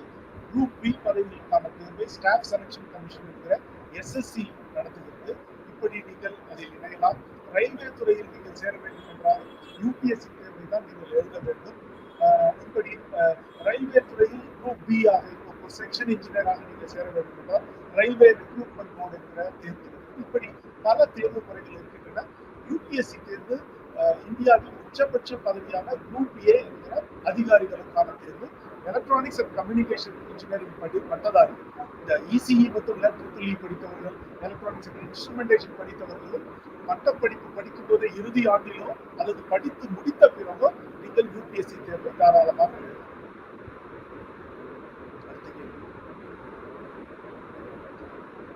What advice would you give to someone considering a career in electronic and communication engineering? ரெண்டு உறுப்பினர்களுக்குமான கேள்வி, ரெண்டு பேரும் சுருக்கமாக பேசுகிறேன். நான் ஆன்சர் பண்ணுறேன் சார். என்னுடைய அட்வைஸ் என்னன்னா, எந்த கோர்ஸ் படித்தாலும் நாட் ஓன்லி இசி பட் இசிக்கும் சொல்றேன், ஆம்பிஷியஸா படிக்கணும், இன்ட்ரெஸ்டோட படிக்கணும், டெடிகேட்டடா படிக்கணும். இப்படி படிச்சோம்னா எதுலையுமே நாம வந்து ஜெயிக்கலாம்.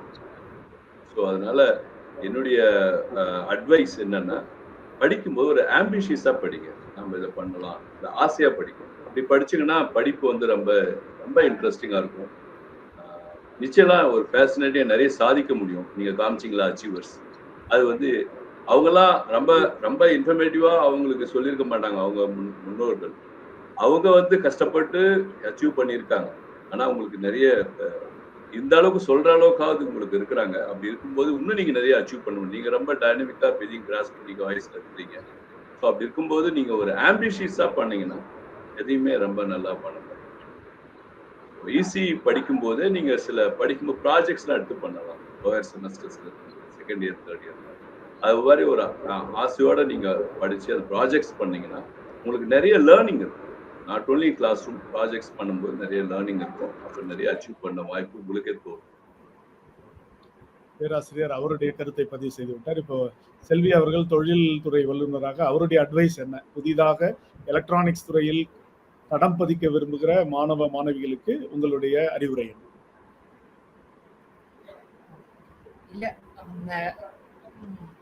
இல்ல அரசு துறை, பொதுத்துறை, மீன்ஸ் கார்பரேட் செக்டார் எல்லா இடத்துலயும் வாய்ப்புகள் குவிந்திருக்கு. நீங்க நல்லா படிச்சு கான்சென்ட்ரேஷனோட, அப்புறம் ரொம்ப நீங்க ஒரு ஹார்ட் ஒர்க் பண்ணீங்கன்னா கண்டிப்பா நீங்க உங்களோட லைஃப் உங்களுக்கு நல்ல வாய்ப்புகள் இருக்கு. நீங்க இந்த இண்டஸ்ட்ரிகள்ல கண்டிப்பா உங்களுக்கு வேலை இருக்கு. நீங்க உங்க வாழ்க்கை தரம் உயரும், நீங்களும் முன்னேறுவீங்க. அதுதான் என்னோட. வேற ஈஸி, அதனால ரொம்ப ஈஸியா இருக்கும்னு நினைக்கிறேன். மிகச்சிறப்பு. கடந்த ஏறக்குறைய 80 நிமிடங்களுக்கு மேலாக மிகச்சிறப்பாக நாம் இந்த கலந்துரையாடலை எலக்ட்ரானிக்ஸ் அண்ட் கம்யூனிகேஷன் துறை சார்ந்த படிப்புகளின் மீது வேலை வாய்ப்புகளை பற்றி பொது வெளியில் நாம் நம்பிக்கைகளை விதைத்திருக்கிறோம். ஆக இந்த நிகழ்ச்சியை கவனித்துக் கொண்டிருக்கிற 12ஆம் வகுப்பு மாணவ மாணவிகளாகட்டும், அவருடைய பெற்றோராகட்டும், நீங்கள் துணிந்து எலக்ட்ரானிக்ஸ் அண்ட் கம்யூனிகேஷன் துறையில் களமிறங்கலாம். அதற்கான கல்வி வாய்ப்புகள், வேலை வாய்ப்புகள் நிரம்ப இந்த தேசத்தில் நிரம்பி இருக்கின்றன என்கிற அந்த பொது கருத்தோடு இந்த நிகழ்வை நிறைவு செய்கிறோம். நிகழ்வில் இணைந்த 2 விருந்தினர்களும் மிகச்சிறப்பாக இது தொழில்நுட்பத்துறையில் ஒரு நிலைக்கு மேல் வந்தவர்களுக்கு தெளிவாக தமிழில் பேசுவது மிக சிரமமாக இருக்கும். ஏன்னா அவர்களுடைய அன்றாட வாழ்க்கையில் ஆங்கிலமே அவர்களோடு பழகி போனதால. ஆனா இரண்டு பேருமே கூடுமான வரையில் தமிழில் பேசி நம்முடைய கடைக்கோடி கிராமத்து மாணவர்களுக்கும், இரட்டஜடை சிறுமிக்கும், கால்சட்டை சிறுவனுக்கும் இந்த தகவல்கள் சென்று சேர வேண்டும் என்கிற உத்வேகத்தில் நீங்கள் முடிந்தவரை தமிழ் பேசினீர்கள். வாசகர்கள் அனைவரின் சார்பில் நன்றி. பேராசிரியர் சிவசுப்பிரமணியம் அவர்களுக்கு தனிப்பட்ட முறையிலும், அவரை இந்த நிகழ்ச்சிக்கு அனுப்பி வைத்த விஐடி சென்னை நிறுவனத்துக்கு சிறப்பாகவும் எமது நன்றியை பதிவு செய்து கொள்கிறோம். அதே போல திருமதி கருப்பையா செல்வி அவர்களுக்கும், அவரை இந்த நிகழ்ச்சிக்கு அனுப்பி வைத்த இந்திய பாதுகாப்புத்துறையின் இந்துஸ்தான் ஏரோநாட்டிக்ஸ் லிமிடெட் நிறுவனத்திற்கும் நன்றி தெரிவித்துக் கொள்கிறோம். நீங்கள் இப்போது உங்களுடைய இறுதி கருத்தை அல்லது நன்றியை பதிவு செய்து கொள்ளலாம். Yes sir. இது போல ஒரு பிளாட்ஃபார்ம்ல மாணாக்கர்களுக்கு சிறந்த கருத்துக்களை எடுத்து செல்வதற்கு ஏற்படுத்தி தந்திருக்கிற இந்த வாய்ப்பினை செய்த இந்து தமிழ் திசை நாளேட்டுக்கு என்னுடைய வாழ்த்துக்கள், நன்றி. அதை தவிர தொகுப்பாளர் டாக்டர் லீபாபு, நாங்க எவ்வளவு சிரமப்பட்டாலும் பேசுறதுக்கு முதல் தடவையா நாங்க லைவ் ஸ்கிரீன்ல வரோம். என்னை பொறுத்தவரைக்கும் நான் லைவ் ஸ்கிரீன்ல வரேன். கொஞ்சம் தடுமாற்றம் இருந்தாலும் அழகாக அதை கொண்டு சென்றீர்கள். அதுக்கு உங்களுடைய சப்போர்ட் நிறையவே இருந்தது. உங்களுக்கும் என்னுடைய நன்றி. அது போன்ற என்னை இந்த நிகழ்வுக்கு பங்கேற்க அனுப்பி வைத்த என்னுடைய நிறுவனத்துக்கு, விஐடி நிறுவனத்துக்கு நன்றி சொல்கிறேன். அதே போல பார்வையாளர்கள், மாணாக்கர்கள் இவ்வளவு நேரம் எங்களோட இணைந்து பொறுமையாக கேட்டு புரிந்து சில கேள்விகள் எழுப்பி பார்க்கும்போது ரொம்ப சந்தோஷமாக இருக்கிறது. ஸோ அவர்களும் நல்ல இந்த இசி துறையை தேர்ந்தெடுத்து நான் சொன்ன மாதிரி ஆம்பிஷியஸா படிச்சு ரொம்ப ஹார்ட் ஒர்க் பண்ணி ரொம்ப சிறந்த ஒரு மனிதர்களாக, சிறந்த ஒரு இன்ஜினியர்களாக உருவெடுக்கணும். இந்த நேஷன் பில்டிங்க்கு ரொம்ப ஹெல்ப் பண்ணணும்ன்ற ஒரு செய்தியோட அவங்களுக்கும் நன்றி சொல்லி நான் விடைபெறுகிறேன். வானம் தொட்டுவிடும் தூரம் தான் அப்படின்னு நம்ம சொல்லியிருக்கோம். ஆனா இப்ப நம்ம வானத்திலே இருக்கோம். எலக்ட்ரானிக்ஸ்னாலதான் மெயினா நம்ம எல்லாரும் வானத்துல இருக்கிறது எலக்ட்ரானிக்ஸ்னாலதான். சோ நீங்க எலக்ட்ரானிக்ஸ் படிச்சிருக்கீங்க, கண்டிப்பா நீங்களும் உயர்ந்துருவீங்க கண்டிப்பா. சோ இந்த வாய்ப்பை அளித்த எனக்கு இந்து தமிழ் திசைக்கும் நன்றி, அனைவருக்கும் நன்றி. மிக்க நன்றி. இப்போ பார்வையாளர்கள் மிகச்சிறப்பாக களமாடினார்கள். இப்போ எலக்ட்ரானிக்ஸ் அண்ட் கம்யூனிகேஷன் இல்லைன்னா இந்த நிகழ்ச்சியே நடந்திருக்காது. நம்ம எல்லாரும் வெவ்வேறு இடத்துல உட்கார்ந்து பேசிட்டு இருக்கிறோம். பார்வையாளர்கள் வெவ்வேறு இடங்களில் இருந்து கொண்டு நிகழ்ச்சியை பார்த்து கொண்டிருக்கிறீர்கள். மின்னணு தகவல் தொழில்நுட்பம் இல்லை என்றால் இது சாத்தியமில்லை நண்பர்களே. இப்படிப்பட்ட காத்திரமான பங்களிப்பை செய்து வரும் மிக முக்கிய துறையான மின்னணு தொடர்பு துறையில் நீங்கள் உங்கள் எதிர்கால வாழ்க்கைக்கு எங்களுடைய வாழ்த்துக்களை தெரிவித்து, இப்படிப்பட்ட மிக பயனுள்ள நிகழ்வுகளை தொடர்ந்து முன்னெடுக்கிற இந்து தமிழ் திசை நாளிதழுக்கு எங்கள் அனைவரின் சார்பில் நன்றி. இந்த நிகழ்ச்சியை வழங்கி கொண்டிருக்கிற விஐடி சென்னை நிறுவனத்திற்கும், உடன் வழங்கி கொண்டிருக்கிற ஈஸ்வரி பொறியியல் கல்லூரி, சவிதா பொறியியல் கல்லூரி, ஆல்பா பொறியியல் கல்லூரி உள்ளிட்ட பொறியியல் நிறுவனங்களுக்கு நன்றி தெரிவித்துக் கொள்கிறோம். இந்த நிகழ்வில் பங்கேற்க பதிவு செய்த முதல் 10 பார்வையாளர்களுக்கு விண்ணும் மண்ணும் என்கிற புத்தகம் பரிசாக அளிக்கப்படுவதாக அறிவிக்கப்பட்டிருந்தது. அந்த பரிசுக்குரிய 10 பார்வையாளருடைய பெயர்கள் திரையில் இன்னும் சற்று நேரத்தில் காண்பிக்கப்படும். நீங்கள் புத்தகத்தை பெற்று படித்து பயன்பெற உங்களுக்கு வாழ்த்துகிறோம். மீண்டும் இது போன்ற ஒரு தேவையான பயனுள்ள நிகழ்ச்சியில் மறுபடியும் உங்களை சந்திக்கிறோம். அதுவரை நன்றி கூறி விடைபெறுகிறோம். நன்றி, வணக்கம்.